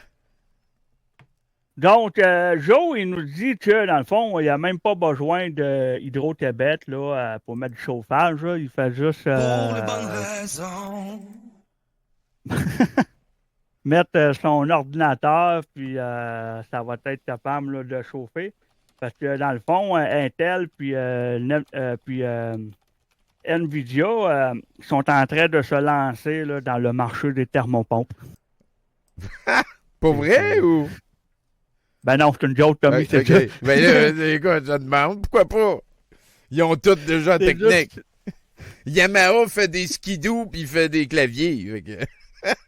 Ouais, ben là, entendre Joe, c'est aussi bon qu'avoir une thermopompe. Là. Ouais, non, ça, Joe, par contre, c'est sûr. Tu comprends, c'est clairement pas la même affaire, là! Imagine, hey, Tommy, je te pose une question. Tu sais, quand tu fais tes vendredis, là, puis au musée, là. Ouais. Combien de personnes peut avoir, mettons, dans ton musée? Là? C'est fort. Dans le musée au complet, on a déjà rentré 80. 80 sur les 3 étages, là. Facile. D'après moi, là, tu devrais faire venir plus de gens comme ça. Parce que, tu sais, mettons, le cerveau, là, il est à 37 degrés. Okay? Mais ça dégage la chaleur en tabarnak, parce que tu n'as même pas besoin de mettre du chauffage. C'est vrai. C'est grâce à Joe aussi. Fait qu'on avance au prochain? Yes! Les différents domaines, bon. Ouais, on va voir les différents domaines au niveau sécurité quand tu travailles dans ce domaine-là. On a la sécurité offensive, c'est quoi? Ça, c'est vraiment, souvent, quand les gens s'intéressent au niveau sécurité, souvent, c'est le domaine là, qu'ils vont vouloir aller dedans. OK. Pourquoi? C'est parce que, dans le fond, c'est un peu le travail là, d'un je le mets en guillemets, là, un hacker. Dans le fond, lui, sa job, ça va être de tester les serveurs, voir s'ils sont vulnérables, puis ainsi de suite. Puis beaucoup de monde pense que c'est super le fun, puis ainsi de suite, mais faut pas oublier que le vrai travail de quelqu'un qui va faire du pentest, oui, il va tester les systèmes, puis ainsi de suite, mais il va passer beaucoup de temps à faire des rapports, puis ainsi de suite. Ça, c'est souvent quelque chose que les gens ne savent pas. Ah, ouais. Comme quand tu vas aller dans la police pour t'accrocher après un hélicoptère, mais ça arrive jamais, là. Ouais, c'est ça. Puis là, mettons un exemple, tu sais, dans la police, à chaque fois qu'ils font quelque chose, ben après ça, il faut que tu fasses un gros rapport, puis ainsi de suite, là. Ouais. Ben, faut voir ça un peu de cette façon-là. Ouais. Après ça, on va dans la sécurité défensive opération. Ça, c'est plus des gens qui vont s'assurer de faire la défense. On peut parler, mettons, des équipes bleues. Parce que dans le domaine, mettons, une équipe rouge, le Red Team, c'est ceux qui vont tester, dans le fond, ton système, puis ainsi de suite, mais à l'interne. OK. Puis le Blue Team, c'est ça, c'est l'équipe bleue, ben eux sont là au niveau de la défense, puis ainsi de suite. Wow. Tu peux avoir là-dedans les domaines de la forensics. Forensics, c'est quoi? C'est eux qui vont trouver, dans le fond, les preuves. Puis ainsi de suite, mettons, exemple, tu as eu un attaque. Qui vont retracer les adresses IP comme on a vu tantôt. Là. Eux autres, ils vont avoir des traces de ça, mettons, s'il y a quelqu'un qui essaye. Ouais, ben c'est ça. Eux, dans le fond, ils vont checker, mettons, dans des logs, puis ainsi de suite, pour comprendre l'incident, comment ça s'est déroulé. OK. Exemple, on a vu des cas, là, dernièrement, la banque IBC, il y a un fraudeur, dans le fond, qui vendait des données puis des informations. Donc, l'équipe qui a été sûrement engagée pour trouver les traces, toutes les preuves, ben, c'est sûrement l'équipe, là, dans le fond, de Forensics qui ont fait ça. Je comprends. Sinon, ben là, tu as la gestion des identités et des accès. Ça, souvent, c'est dans les grosses compagnies là, tu vas avoir ça. Tu peux avoir la sécurité applicative, ça c'est au niveau des applications, sécurité cloud. Bref, il y a beaucoup de domaines. Après ça, on va dans l'analyse et la veille de menaces. On va voir le OSINT. C'est quoi? Ça, j'en parlerai pas trop parce qu'on va le voir à la prochaine slide. Après ça, c'est tout dans le fond, comprendre le comportement un peu des menaces, puis ainsi de suite, pour bien comprendre les criminels de telle façon ils travaillent, pour qu'on soit capable, dans le fond, de se protéger contre eux, puis voir les tendances qu'ils font, les attaques qu'ils font, puis ainsi de suite. Ouais. Faut voir ça un peu comme la recherche de renseignements, dans le fond, sur tes menaces-là. Je comprends. Et le dernier, ben, c'est la gouvernance, le risque et la conformité. Oups! Oh, désolé. Oui, désolé. Ouais.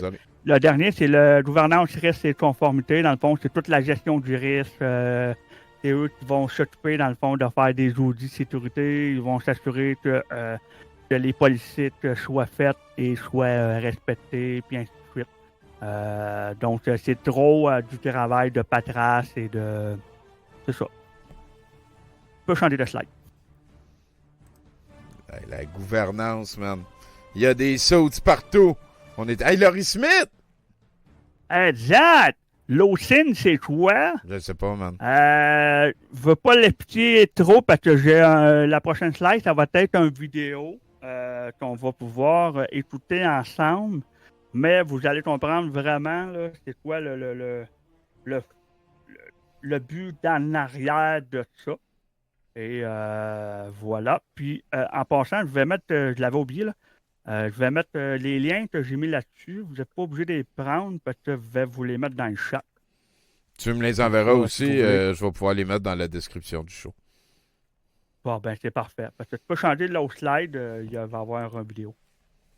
J'ai pas de compte Instagram, j'ai pas de compte Facebook, j'ai pas de compte Snapchat, j'ai pas de compte WhatsApp, j'ai aucun compte sur aucun réseau social. Si on tape mon nom et mon prénom sur Google, on trouvera absolument rien, aucun résultat de bac, de brevet ou quoi que ce soit d'autre. J'ai fait référencer des trucs, j'ai fait des demandes RGPD. Je souhaite rester anonyme parce que vu que je fais de l'OSINT, je trouve ça actuellement un peu bizarre de laisser beaucoup de traces.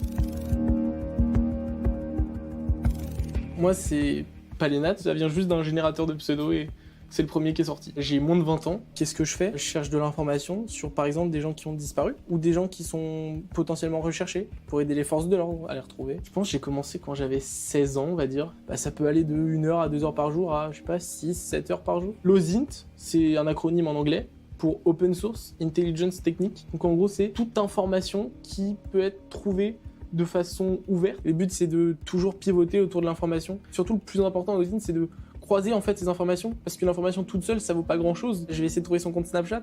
Sur son compte Snapchat, je vais trouver un pseudonyme. Comment je vais pouvoir pivoter sur ce pseudonyme? Je vais voir qu'il y a ce pseudonyme, il est en bio d'un compte Instagram, et sur le compte Instagram, je vais pouvoir retrouver des photos et des localisations. Mais plus les infos se croisent, plus elles ont de la valeur en fait. Quand on fait du stalking, qu'on est sur Instagram en train d'essayer de voir si cette personne a liké les posts de cette personne pour voir si elle la suit ou si elle aime bien, c'est de l'OSINT. Mais ça peut être par exemple retrouver des terroristes. Donc ça, c'est des téléphones qui me permettent de faire des comptes sur les réseaux sociaux. Je dois en avoir 5-6 en tout, parce que c'est beaucoup trop risqué d'utiliser son propre téléphone lors d'une enquête. Imaginons que j'ai mon compte Facebook sur mon téléphone, je like un post sans faire exprès, ça peut être super dangereux. Si la personne se rend compte qu'on est en train de la chercher, elle peut faire en sorte de supprimer ses traces, et même ça peut être dangereux en fonction de qui on cherche pour notre propre sécurité. Hey, si, salut par exemple, on cherche un Spotswood. terroriste, c'est vrai que ça peut être dangereux de liker ses posts Instagram. Il y a des enquêtes j'espère qu'il va revenir, en tout cas c'est très intéressant. Ça peut aller, on va dire, de 1 heure, même 10 minutes, à plusieurs le mois. ratio clip puis image est parfait. Il fait même des blagues. Quelques semaines. Et sinon, je fais des outils qui sont connus dans le monde entier, en tout cas par la communauté OSINT. J'ai une petite réputation comme quoi mes outils sont utiles. Par exemple, Olé, qui permet de vérifier si un email est utilisé sur des sites internet. Il n'y avait aucun outil qui le faisait dans la manière dont moi j'en avais besoin. Donc avant tout, je l'ai fait pour moi. Ensuite, je l'ai partagé et ça a servi à d'autres gens. Donc tant mieux. Il y a de très grandes chances que des forces de l'ordre utilisent mes outils. T'as déjà été contacté par les forces de l'ordre? Ça, je veux pas le dire plus. Non, j'ai jamais été tenté de les utiliser de façon malveillante parce que je sais ce qu'on risque et il n'y a aucun intérêt à le faire. De base, on avait notre cas recherché, donc en une recherche Google, on a réussi à trouver son Facebook, on a réussi à trouver sa photo de profil, c'est comme ça qu'on a su que c'était bien lui. On a réussi, vu que c'était aussi son nom et son prénom, à trouver son Instagram. Hyper rapidement, en fait, on a réussi à trouver un site de massage comme ça. Et en fait, le directeur, donc si on va dans les About, en fait, c'est lui. C'est bien lui le directeur. Donc déjà, on peut le relier à cette société. Et cette société, elle a un site web. Il y avait l'Instagram de la société, donc elle avait des réseaux sociaux. Donc à un moment, on a même trouvé une chaîne YouTube en fait de cette société. Il y a une semaine, donc après sa disparition, il y a une vidéo de lui en train de faire des massages à une personne. Et là, c'est pas une preuve irréfutable, vu que c'est pas son compte à lui. Sur le site de la société, il y avait des numéros de téléphone, adresse de la société, donc rechercher, toujours bon à noter. D'ouvrir des Instagram. On a continué à chercher et on a trouvé un compte Twitter en faisant du guessing en utilisant Epios. Donc là, par exemple, on va mettre le mail Yahoo, et Epios, ce qu'il va faire, c'est qu'il va nous retourner si ce mail, donc là c'est un Yahoo, a un compte Google. Et on voit que c'est bien son nom et son prénom, on voit qu'il y a une photo de profil de Lyon, et nous on est contents. Donc Skypely, c'est en gros, ça permet de faire des recherches sur Skype sans être connecté. Donc là, en cherchant l'email @gmail dessus, et on se rend compte que il y a 2 Skype qui sont reliés, et il y a son nom et prénom dans les 2 Skype. Le premier compte qui est comme ça, le deuxième compte qui est un live. En général, quand il y a un live, en fait, ça veut dire que normalement, il y a un compte Microsoft qui est lié. On peut revenir sur son compte Yahoo, parce que son compte Yahoo, en fait, on a presque rien fait avec. Donc ce qu'on va faire sur son compte Yahoo, c'est utiliser un outil que j'ai développé qui s'appelle Olé, et qui permet de vérifier sur quel site un email est utilisé. Donc là, on voit qu'il a un compte Adobe, Discord, Eventbrite, Google, donc ça on le savait déjà, Pinterest, ok, Smule, donc Smule c'est un site de karaoké. Donc là on voit que l'alias, donc le pseudo qui est utilisé en fait avant le mail, donc en gros juste ce qui est avant le Yahoo. Bon bref, on le voit. Et en fait, si simplement on va sur Smule et qu'on rajoute son pseudo, on voit qu'il y a un compte. Je peux le mettre plus joli. Comme ça, c'est joli. Je montre pas mon visage, mais mon but c'est vraiment pas de vous faire peur, au contraire. Le but que de... Allô? Bon, tabarnak. Ça fait presque une demi-heure. C'est gossage.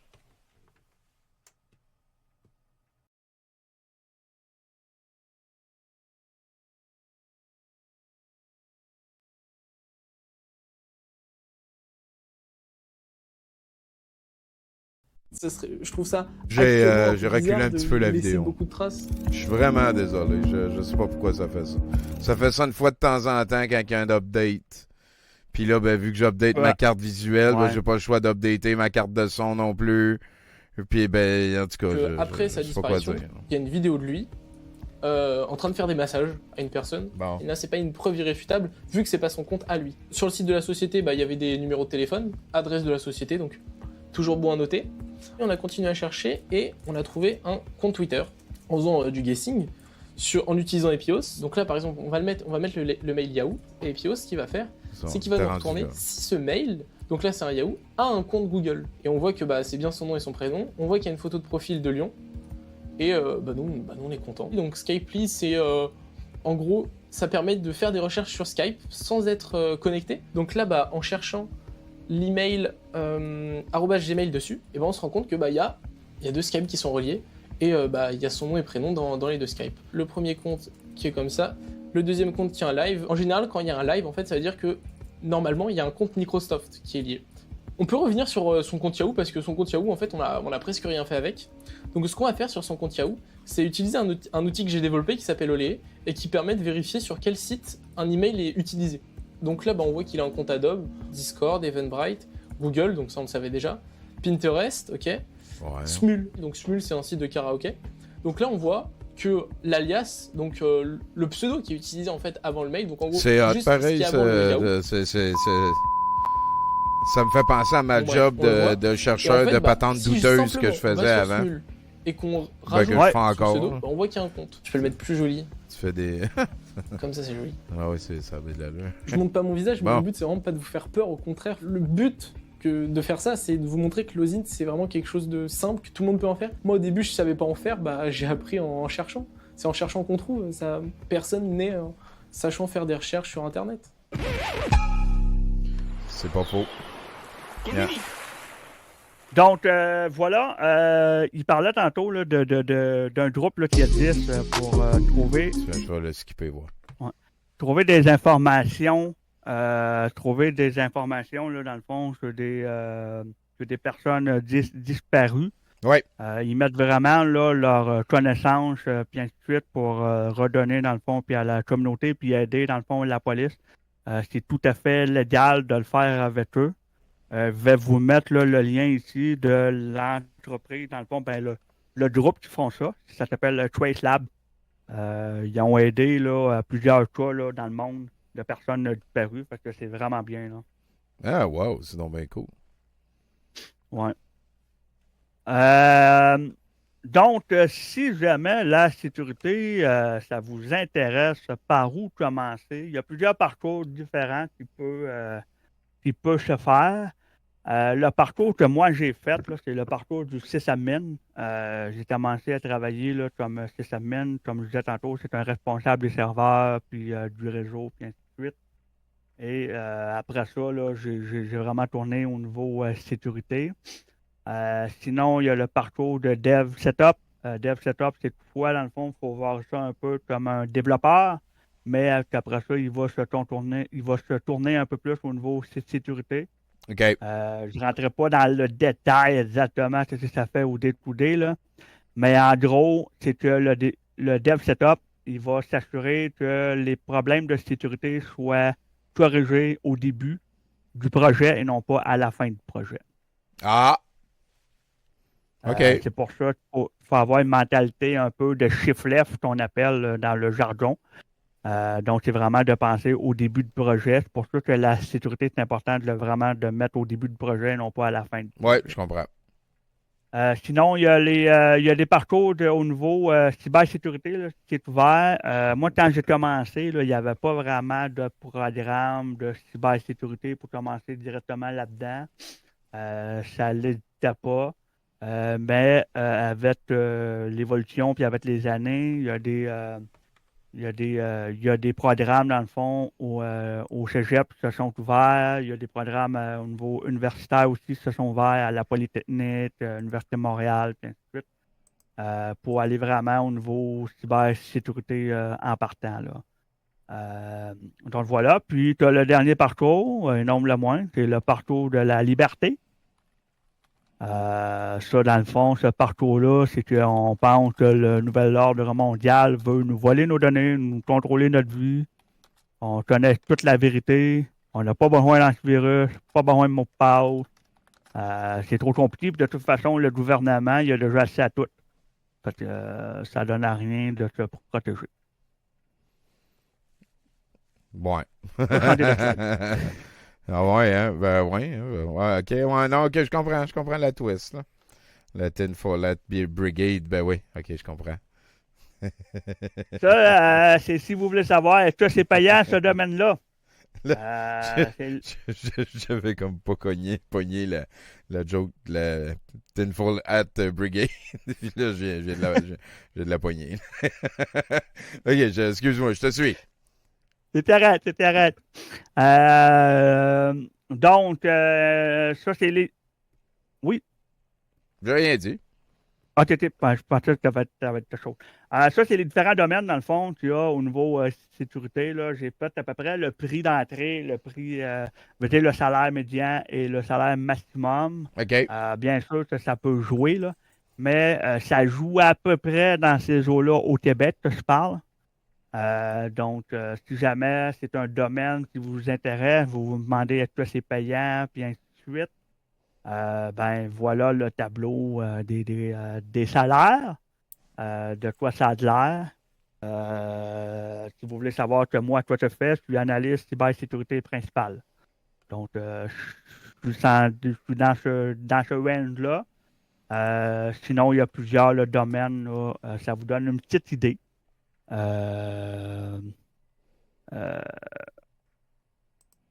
y a Lucas qui demande une question pour un ami. A-t-il un Internet background check sur ce genre d'emploi? Veut dire parle pour travailler en sécurité. Ben, il y a certaines compagnies que oui, ils vont faire là, des Internet background check. Ça dépend vraiment de la compagnie. Cependant, une chose, c'est sûr et certain, ils vont faire des background checks.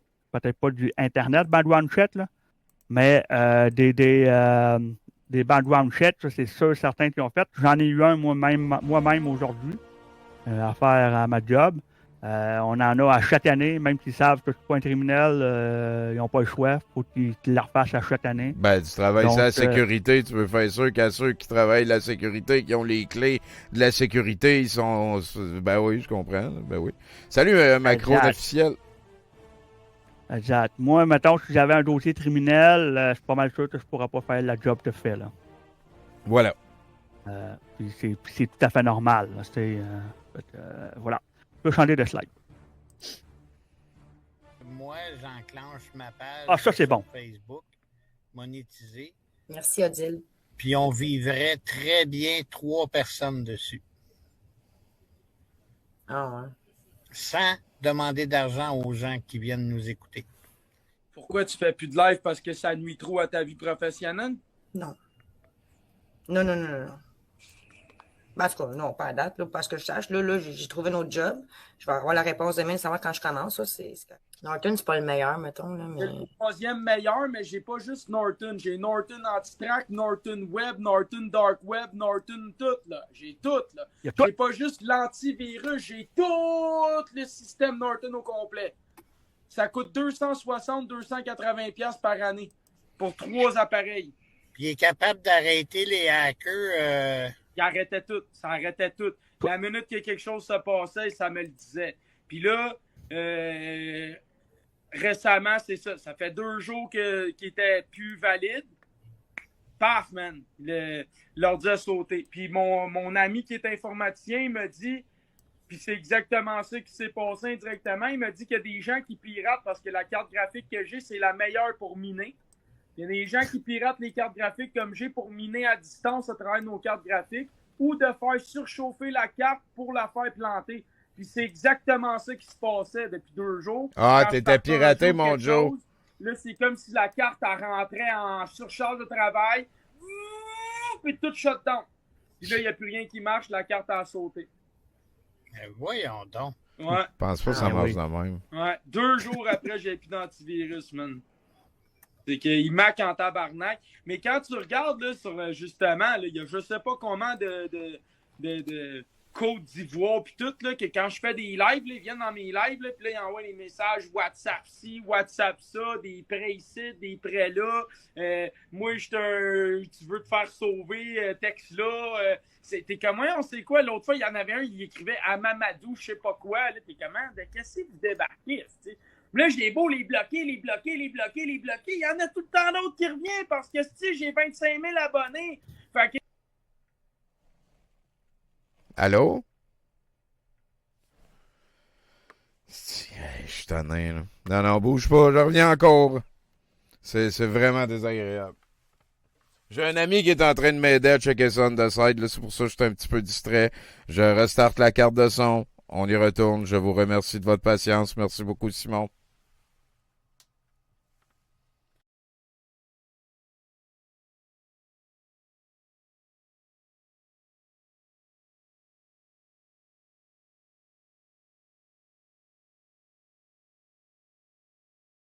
Non, ça, c'est... Norton, c'est pas le meilleur, mettons. Là, mais... C'est le troisième meilleur, mais j'ai pas juste Norton. J'ai Norton Anti-Track, Norton Web, Norton Dark. De la défense des Non, États-Unis. je vais l'avancer. Oh non, on me bat de côté. On est revenu dans le passé. Oh là. Ah, c'est peut-être parce que... On est à slide 27, Tommy. OK, merci de... Hey, ça va aller mieux la prochaine fois. Hey, vas-y là, OK? On va passer non, back. OK. Moi, on va passer ma page sur Facebook, monétisée. Merci, Odile.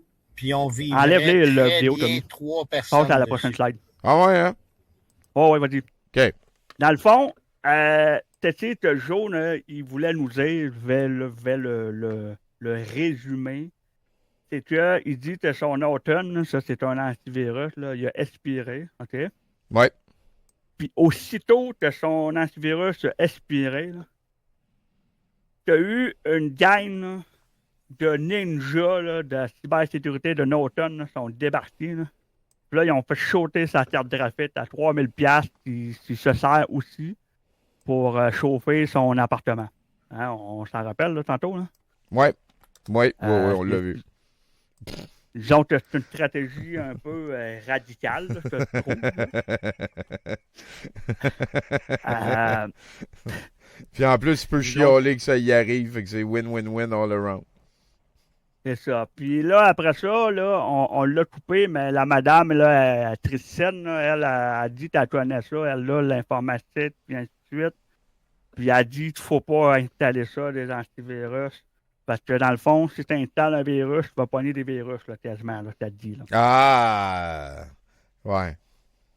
Parce qu'elle a dit que c'est un peu la même logique qu'ils ont par rapport, mettons, au vaccin et tout ça, que la COVID, ça a été créé pour, après ça, pour pouvoir vendre des vaccins. Tu comprends? Oui.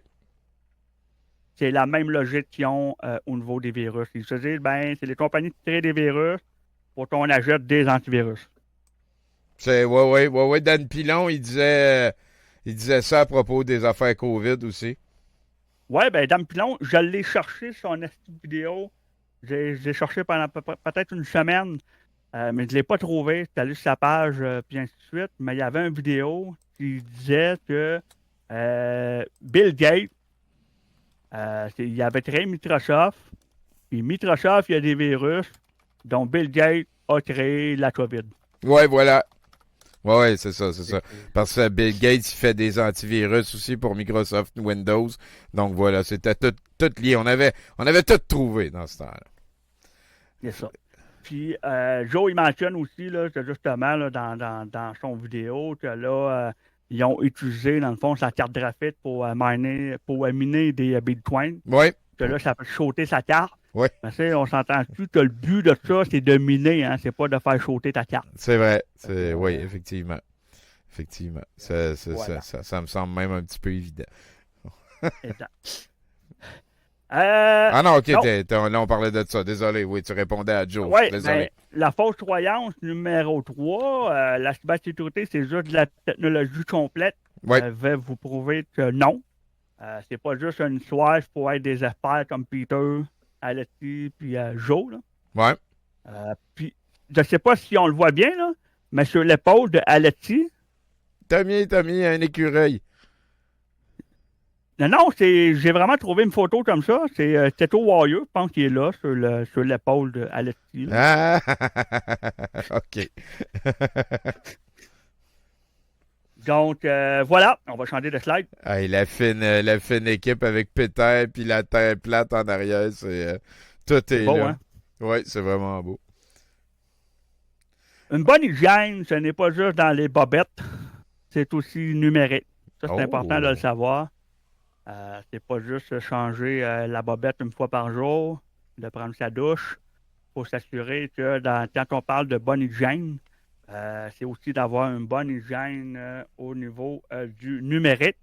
Et c'est exactement ça qu'on va voir pour les prochaines slides. Ah, j'aime ça. Je peux changer de slide.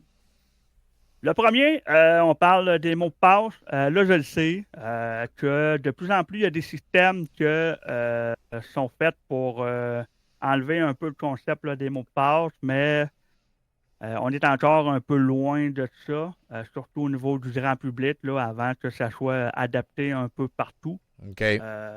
Donc, pour avoir un mot de passe puissant, c'est quoi qu'il faut faire? De un, il faut avoir au moins, là, j'ai mis dans le minimum, là, mais si vous pouvez mettre le plus de caractères que ça, tant mieux. Mais tout le temps 12 à 16 caractères. Faire une combinaison avec tes caractères, avec majuscules, minuscules, des chiffres, des symboles, puis ainsi de suite. Prendre une drôle de poussine, là, un drôle pot de sauce, là, tu mets tout ça dedans, tu brasses. Essayer d'éviter que ce soit des noms, des dates de naissance, toutes les informations personnelles qui pourraient être reliées à vous, qu'on pourrait deviner, dans le fond. OK. Il faut éviter ça le plus possible.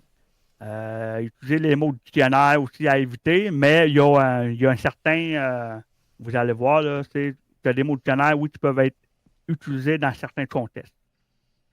Puis, ce qui est important aussi, c'est d'utiliser un mot de passe unique pour chaque connexion que vous avez, dans le fond.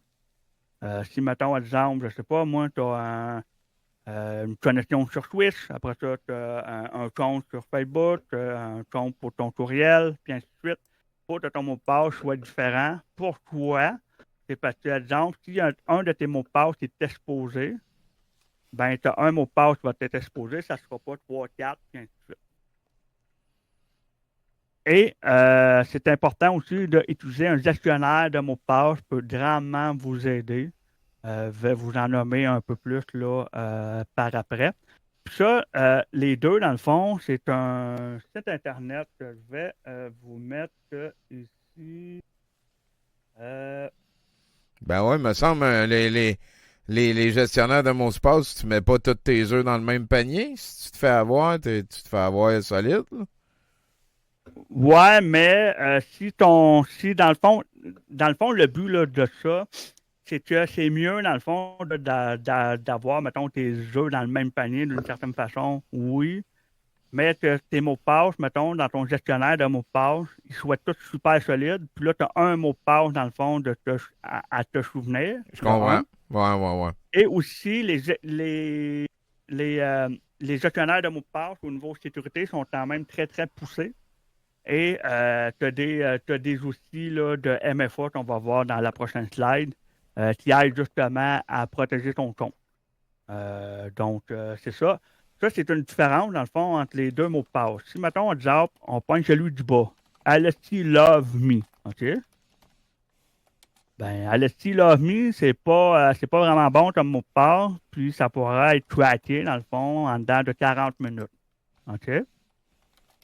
Mais si on met un mot de passe wow-duem-66-QAnon, ben, ce mot de passe-là, il est pas mal meilleur parce qu'il y a une combinaison, puis il va chercher des chiffres, des lettres, puis il est plus long aussi. Parce que même si c'est des mots de dictionnaire, le fait que ce soit plus long, puis que tu vas aller chercher des chiffres, puis ainsi de suite, ben, ça rend ton mot de passe de plus façon solide. meilleure. C'est ça. Puis là, je l'ai mis dans le chat, dans le fond, si vous voulez là, voir si des mots de passe c'est très bon, combien de temps ça prendrait pour se faire tracker. Juste aller voir le site Internet. Et un bon gestionnaire, je vais vous en montrer plus loin, mais moi, personnellement, celui que j'utilise, c'est celui de Bitwarden. Ça coûte vraiment pas cher. Puis ça peut vraiment là, protéger, dans le fond, vos mots de passe. Parce que c'est vraiment très bien. Bon. OK, Bitwarden. On va voir c'est quoi le MFA.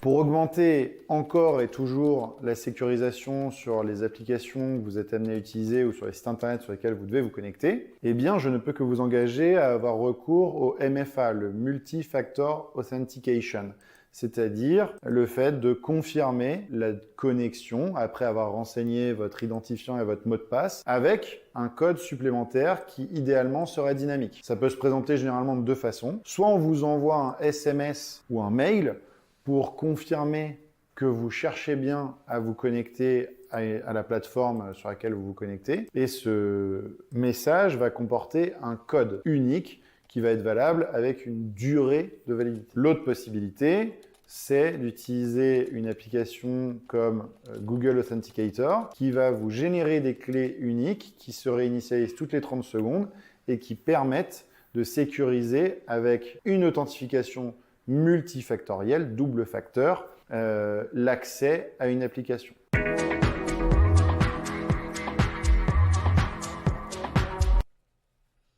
Donc voilà, le MFA, dans le fond, c'est juste que ça va ajouter une protection de plus. C'est par exemple si la personne a ton mot de passe pour X ou Y raison. Ben oui. Ben, ça permet, dans le fond, que s'il n'y a pas ton code de MFA, ben, il ne pourra pas utiliser, là, dans le fond, ton compte. Donc, je le conseille vraiment à tous. Les systèmes, là, ils l'ont pas mal tous. Donc, si vous pouvez l'activer, oui, ça peut être gossant peut-être, mais ça peut vraiment vous sauver. Je peux changer de slide.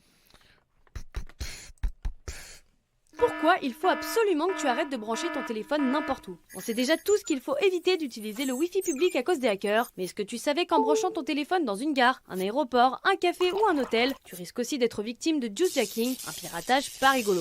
Je t'explique. Le juicejacking, c'est une cyberattaque, une technique de piratage. C'est en 2011 que ce phénomène a commencé à être réellement abordé. Mais récemment, sur Twitter, le FBI a remis en garde les gens. Le principe, des hackers piègent des ports de charge USB des lieux publics. Pendant que tu charges ton tel tranquillou en attendant ton train, paf, le port USB infecté va aspirer tes données personnelles, tes mots de passe ou tes données bancaires, ou alors introduire dans ton appareil un logiciel malveillant. Comment savoir si on est victime? Si tu vois afficher des appels que tu n'as jamais passés ou des achats que tu n'as pas fait. Si ton tel s'éteint tout seul, se bloque, que tes applis fonctionnent lentement ou que ton appareil chauffe plus que d'habitude. Comment ne pas se faire piéger? Tu peux opter pour une batterie externe, utiliser un bloqueur de données USB ou sinon utiliser ton propre chargeur et une prise électrique plutôt que des ports USB. Voilà, faites attention. Là. Il y a 10, je pourrais peut-être, là, si ça vous intéresse, là, juste me venir me parler en privé, là, mais il y a 10 dans le fond des genres d'adapteurs que vous pouvez dans le fond mettre avant pour vous protéger. Dans le fond, vous pognez votre fil, puis vous le branchez dans le adapteur, puis vous le branchez, puis ça va protéger là, contre ce genre. Wow, dude, pour vrai? C'est donc bien capoté, ça. Ouais, fait que c'est des choses qui peuvent être faites. Et Lucas, dans le chat, dit que les messages, dans le fond, les messages tests, ça peut être à la table, c'est vrai. On le dit souvent, là, quand on utilise, dans le fond, le MFA, on va toujours conseiller, là, dans le fond, d'utiliser une application, des trucs comme ça, pour envoyer le code et non pas envoyer le code par message test. Parce que c'est la façon là, la plus faible. Wow. Ah ouais, hein? OK. Ouais. Message texte. OK. Oui, vas-y, Tommy. Non, j'écoute. Gratuit, accessible, très simple, où vous mettez un pseudonyme et il va vous dire où est-ce que la personne est inscrite avec ce même pseudonyme sur plus de 300 sites. Je m'appelle Sylvain Hagery, je suis expert en cybersécurité et je vais vous donner 10 conseils pour éviter de se faire stalker. Premier conseil, le mieux sur les applications de rencontre, c'est d'indiquer juste sur votre profil votre prénom seulement. Il faut savoir que si vous mettez votre prénom là où vous avez étudié et votre travail actuel, il est très facile pour une personne de vous retrouver sur tous les réseaux sociaux par la suite. Deuxième conseil, sur Instagram, même si vous avez un profil privé, je vous conseille directement de ne pas liker et de ne pas commenter des posts qui sont publics. Les personnes peuvent retrouver exactement ce que vous avez posté ou ce que vous avez liké à partir du moment où c'est une publication publique. Juste avec une petite requête sur Google, on va pouvoir voir qu'est-ce que vous avez aimé ou liké sur Instagram, même si votre profil est privé. Troisième conseil, séparez bien l'usage personnel et professionnel en utilisant une adresse mail professionnelle et une adresse mail personnelle. Donc, la il y a des outils en ligne et gratuits accessibles à n'importe qui permettent directement de vous dire où est-ce qu'une adresse mail est inscrite, sur quel site. Des trucs que vous pouvez utiliser, c'est un genre de checklist personnelle avec différents niveaux que vous pouvez utiliser pour avoir une bonne hygiène numérique et non pas juste dans les bobettes, comme j'expliquais tantôt. Ouais. C'est vraiment, là, je le conseille à tous là, d'aller voir ça si ça vous intéresse, là, de rendre un peu plus sécuritaire vos comptes ou votre Internet, puis ainsi de suite. Même si vous connaissez pas ben ça, c'est très bien expliqué sur le site Internet. Il y a différents niveaux, différents degrés. Si chaque citoyen ferait le minimum, là, par le essentiel, ça serait déjà beaucoup mieux au niveau du numérique, puis ça rendrait la vie des criminels un peu plus difficile. Tu fais un appel à l'hygiène en ligne, là. Exactement. C'est un site là, qui est vraiment super. Là. J'ai tombé là-dessus il y a quelques mois. Et ça va vraiment step by step. Là, mettons, ils vont te dire d'utiliser un mot de passe, d'utiliser un gestionnaire de mots de passe, de faire attention, mettons, à je sais pas moi, ton téléphone pour telle raison, puis ainsi de suite. Bref, allez visiter le site, je l'ai mis dans le chat, ça vaut vraiment la peine. Allez-y comme que vous voulez, là, puis graduellement. Mais comme j'ai dit, si vous faites le minimum, juste l'essentiel de toutes les tâches, ça va déjà grandement améliorer votre hygiène numérique. C'est un bon conseil, ça. Merci, man. Je vais aller à la deuxième, à la prochaine, peut-être. On va s'en aller certain à la prochaine. Ça, je le mets dans le chat aussi. Ça, c'est un site Internet qui existe. Ceux qui connaissent le domaine un peu, c'est sûr et certain qu'ils connaissent ce site-là. Ça sert, dans le fond, à vérifier. Tu fais juste, dans le fond, c'est un site Internet qui est gratuit, qui est sécuritaire, tout ça, il n'y a pas de problème. Ça permet de juste rentrer votre adresse courriel et ça va vous faire une liste, là, dans le fond, de où votre courriel a été qui a sorti, dans le fond, dans des breaches, dans des... tout ça, dans le fond, ils vont te dire, est-ce que c'est ton mot de passe qui a été mis en ligne, puis ainsi de suite. Parce que c'est vraiment très bon. Parce que, exemple, si vous voyez un mot de passe que vous n'avez pas changé, ben, vous dites, mettons un site Internet que vous avez, puis ça fait longtemps que vous n'avez pas changé votre mot de passe, puis que là, vous le voyez, dans le fond, sur le rapport de ce site-là, ben, ça serait peut-être bien, là, justement, de le changer. Ça veut dire que votre mot de passe circule présentement là, sur on parle souvent du dark web, hein, mais c'est, disons que Telegram, il y a beaucoup d'informations là, qui circulent là-dessus. Peut-être même qu'il y a des listes de vos mots de passe qui circulent sur Telegram, puis ainsi de suite. Donc, voilà, juste à taper votre adresse courriel là-dedans, ça va sortir la liste qui jamais votre mot de passe qui a été vu en ligne ou des trucs comme ça. C'est vraiment super bien. Là. Je peux changer l'autre slide. Tu m'enverras les liens vers ça aussi. Hein? Je vais les mettre dans la description du show. Je pense que ça va être... là, l'autre, il m'a parlé d'un driver. Il va falloir que je check. Là. Mais vas-y, je t'en prie. Là. Parfait. Je donne l'autre lien ici. C'est un autre lien dans le fond. On parlait tantôt, là, j'avais plusieurs questions. Je n'ai pas répondu parce que je savais que ça s'en venait. De plusieurs outils qui respectent la vie privée. Souvent, on demande c'est quel VPN qu'on devrait utiliser, puis ainsi de suite. Je l'ai mis dans le chat. Vous pouvez cliquer là-dessus sans problème. Ils ont fait, là, dans le fond, une liste des outils qui respectent la vie privée. Donc, ça peut répondre à certaines de vos questions. Pour les fausses croyances, je sais pas, Tommy, tu as déjà entendu parler de ça. Des YouTubers qui qui ont genre de la pub à faire avec NordVPN. Ouais. Hein? Puis c'est quoi qu'ils disent, eux autres? Ben, ils disent qu'ils vont te permettre de surfer l'Internet de manière anonyme et blindée, puis que voilà, là. C'est ça. Puis à les entendre, là, c'est vraiment blindé. Ça va te protéger contre tous les méchants hackers, contre les virus, puis blablabla. Ça va être fou raide. Souvent, on voit ça, c'est NordVPN ou dernièrement, on voit ça CyberGhost, puis ainsi de suite. Premièrement, c'est faux. Oui, un VPN, c'est bien. Mais c'est pas vrai que ça va arrêter les virus, puis ainsi de suite. Ça, l'affaire que ça va faire, c'est que ça va rendre un peu plus anonyme, dans le fond, tes sites que tu vas faire sur l'Internet. Puis oui, comme que c'est dit dans le chat, oui, ça peut être utilisé justement là, dans des Wi-Fi publics, des Wi-Fi que tu as un doute au niveau de la sécurité, puis tu veux faire, mettons, des transactions bancaires, tout ça. Tu n'as pas le temps d'attendre. C'est un peu comme nos conspi, ils font des vidéos dans les chars parce qu'ils ne peuvent pas attendre d'arriver chez eux. Là. Ouais. T'es peut-être mieux de pas prendre de chance. Là, ouais. Exact. Tu peux changer l'autre slide. Yeah. Ça, c'est une slide que j'ai ajoutée. Je parlais tantôt là, que le gouvernement il essaie justement d'aider les citoyens au niveau sécurité, puis ainsi de suite. Mais le problème, c'est qu'on ne voit pas de pub de ça à nulle part. Ils n'en parlent pas. Faut connaître ça, il faut vraiment aller sur le site Internet. Puis là, tu vas avoir puis les ressources pour les familles puis les petits vieux.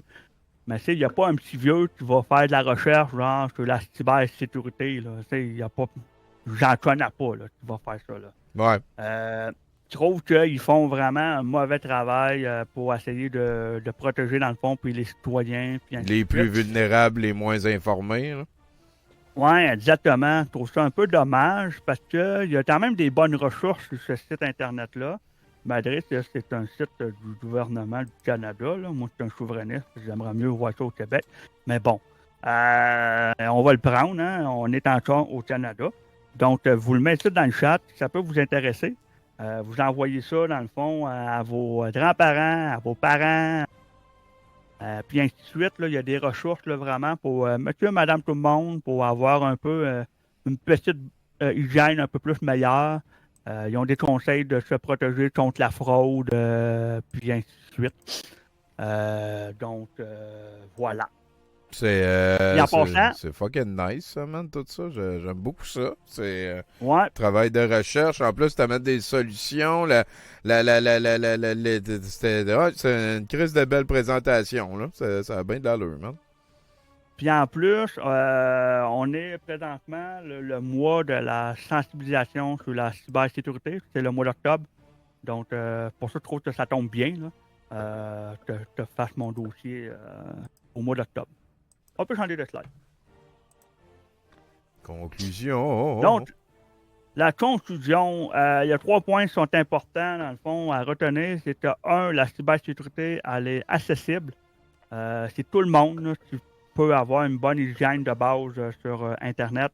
Je l'ai démontré là, dans les 2 dernières heures. Donc, il n'y a vraiment pas de souci à ce niveau-là. Ouais. Si vous pouvez aller plus loin, il y a des ressources qui peuvent vous aider. Donc, disons que l'information est vraiment accessible. Le deuxième point, c'est de vous amuser. Oh boy, mon chien jappe, désolé. De vous amuser, mais soyez responsable puis restez dans la légalité. J'aimerais pas ça entendre qu'il y ait des gens ici là, dans le chat là, qui se sont fait prendre. Dans les c'est le roi des olives qui m'a donné le goût, puis il m'a dit que je pouvais, puis que j'étais pour être le meilleur de tous les hackers, que je hackerais sans répit. Non, pas de même, ça marche.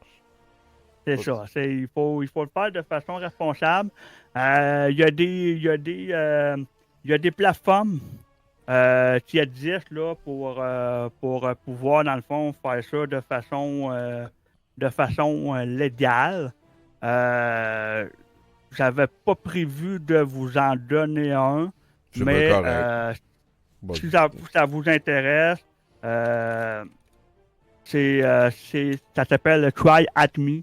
OK. Ça coûte, je pense, 10$ par mois. Puis là, vous allez pouvoir apprendre tout ce qui est en lien avec la sécurité, puis de faire ça de façon légale. Voilà le lien que tu viens de mettre. Merci de mettre une définition, s'il te plaît, Marc Bou, avant de poster un lien. Et Captain Zigouille qui dit un bon gestionnaire de mots de passe style Bitwarden. À peu près tout le monde dans le chat a proposé Bitwarden. C'est celui que tu avais proposé toi aussi. C'est peut-être quelque chose pour les entrepreneurs comme moi qui passent leur vie en ligne à faire des patentes. Il y a une couple d'années, le Two Factor, c'était correct. Peut-être que je suis dû pour passer à quelque chose comme ça. Là, c'est ça. Ouais. C'est que c'est plate de gérer ça. Là. Moi, je veux jouer au Nintendo. Ouais, ben c'est ça. Sinon, les experts, il y en a beaucoup. Il y a beaucoup de monde qui se pense experts. Mais malheureusement, même dans mon propre domaine, là, il y en a beaucoup qui disent un peu n'importe quoi. Donc, faites attention, c'est pas parce qu'il y a le site d'experts que sont nécessairement des experts. Faut prendre ça au sérieux, mais tombez pas dans la peur. Oui, il y a des risques au niveau sur l'Internet, c'est quoi tu vas faire, puis ainsi de suite. Mais allier du fun, puis surtout, c'est ça, de ne pas tomber dans la peur. Effectivement. Tu peux changer de slide? Ben oui, Marc Bou, oui, c'est bien parfait. Mais c'est qu'avant les liens, on aime ça qu'il y ait juste une description. Mes collègues en disent, ben il y a une description après, ça me va. Je l'avais pas vu. Vas-y, oui, on passe à la prochaine, désolé. Moi, j'aime ça quand le monde mette des liens et que ça jase, là, c'est bien correct, Marc Bou, là, il y avait vraiment pas de problème. Donc voilà, si vous voulez me suivre, je stream un petit peu. Les lundis, les mardis, je suis pas encore régulier trop. Mais si vous voulez bien m'envoyer un petit follow. Ben oui, certain. Tu viens de commenter quelque chose, là. On peut te follower juste en cliquant sur ton nom pis tout. Je savais pas que tu twitchais pis tout. C'est un follow. Ouais, ben, les lundis, je stream souvent de la vieille télé. C'est bon, ça. Puis le mardi, souvent, c'est des documentaires pour apprendre des choses. Des trucs comme ça. Sinon, j'ai mon GitHub, là, j'ai 2 présentations que j'avais données. Ah, donc, ben oui, au Hackfest que tu disais. Exactement. Est-ce que tu as l'intention d'y retourner? C'est une place où on va pouvoir se faire signer quelque chose? Ouais, ben le Hackfest d'y va, justement. Là, il y a un événement. Je mets encore le lien. Si vous voulez rejoindre une communauté là, vraiment merveilleuse au niveau sécurité, c'est la communauté du Hackfest. J'ai mis le site internet dans le chat. Eux, ils font l'événement le 16, 17 et 18 octobre. Et comme je disais tantôt, je vais donner une conférence là-bas cette année pour la 3e fois. C'est vraiment chanceux. Puis là, je vais parler du syndrome de l'imposteur. Parce que je pense que ça touche beaucoup de gens. Je sais pas, Tommy, toi, tu as déjà eu ce syndrome-là? Ben, de pas se sentir à sa place, puis tout, là. Ouais, c'est un peu exemple, c'est ouais, ben c'est un peu ça, là, de pas se sentir à sa place, de pas se sentir, c'est de penser... j'ai eu ça beaucoup quand j'ai été mis à pied chez Outer Minds, puis que je me suis ramassé à avoir comme job principal d'être animateur payé par vous autres, le monde qui aime ça. Je me sens pas encore tout à fait à ma place, là, mais on va finir par l'avoir, là. Ben, c'est ça. Parce que dans le fond, je vais parler un peu de mon retour d'expérience. Vraiment, là, je vais dans le personnel. Là. OK. J'ai dit tantôt que j'ai eu un parcours difficile au niveau scolaire, puis ainsi de suite. OK. Du monde qui m'ont beaucoup rabaissé dans la vie. Parce que ça l'a frappé un peu mon estime de choix, si on peut dire. Oui. Ben oui. C'est quoi? Puis après ça, ben... C'est ça, le syndrome de l'imposteur, il embarque. Puis là, tu te dis, est-ce que je suis vraiment bon? Est-ce que je suis à ma place? Puis ainsi de suite. Ben, c'est ça, je vais parler de ça dans ma... De quoi jaser? Tu viendras nous en parler ici aussi à un moment donné. Moi, je veux que tu sois un régulier. Ben, si ça te tente. Puis, encore une fois, je m'excuse pour la chose. On vous invite à suivre Narcomed sur ces deux plateformes-là. Je ne sais pas si tu restes avec nous. Il nous reste du Alexis, puis du PragerU, puis d'autres shit. En attendant, on va se faire une petite pause musicale. Merci beaucoup, Danny Boivin. On peut le revoir au Hackfest. Fait que là-dessus, je peux enlever la... Québec, de la vaginocratie gauchiste. Oui. Ça sort d'où, ça, Carlis? C'est une nouvelle de cet après-midi. On a écouté du Alexandre Cormier-Denis. En tout cas, je vous laisse décompresser un petit peu de l'autre côté. Il va y avoir Chelsea Monday. C'est une excellente tonne de Marillion. Là. C'est ça qui se passe à soir. Merci, Narcomed. À tantôt.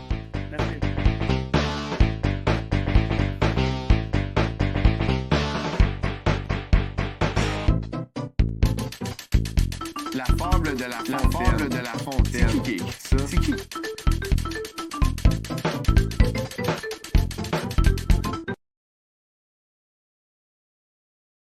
Album known as Script for Justice here, and is a track off the second side known as Chelsea Monday.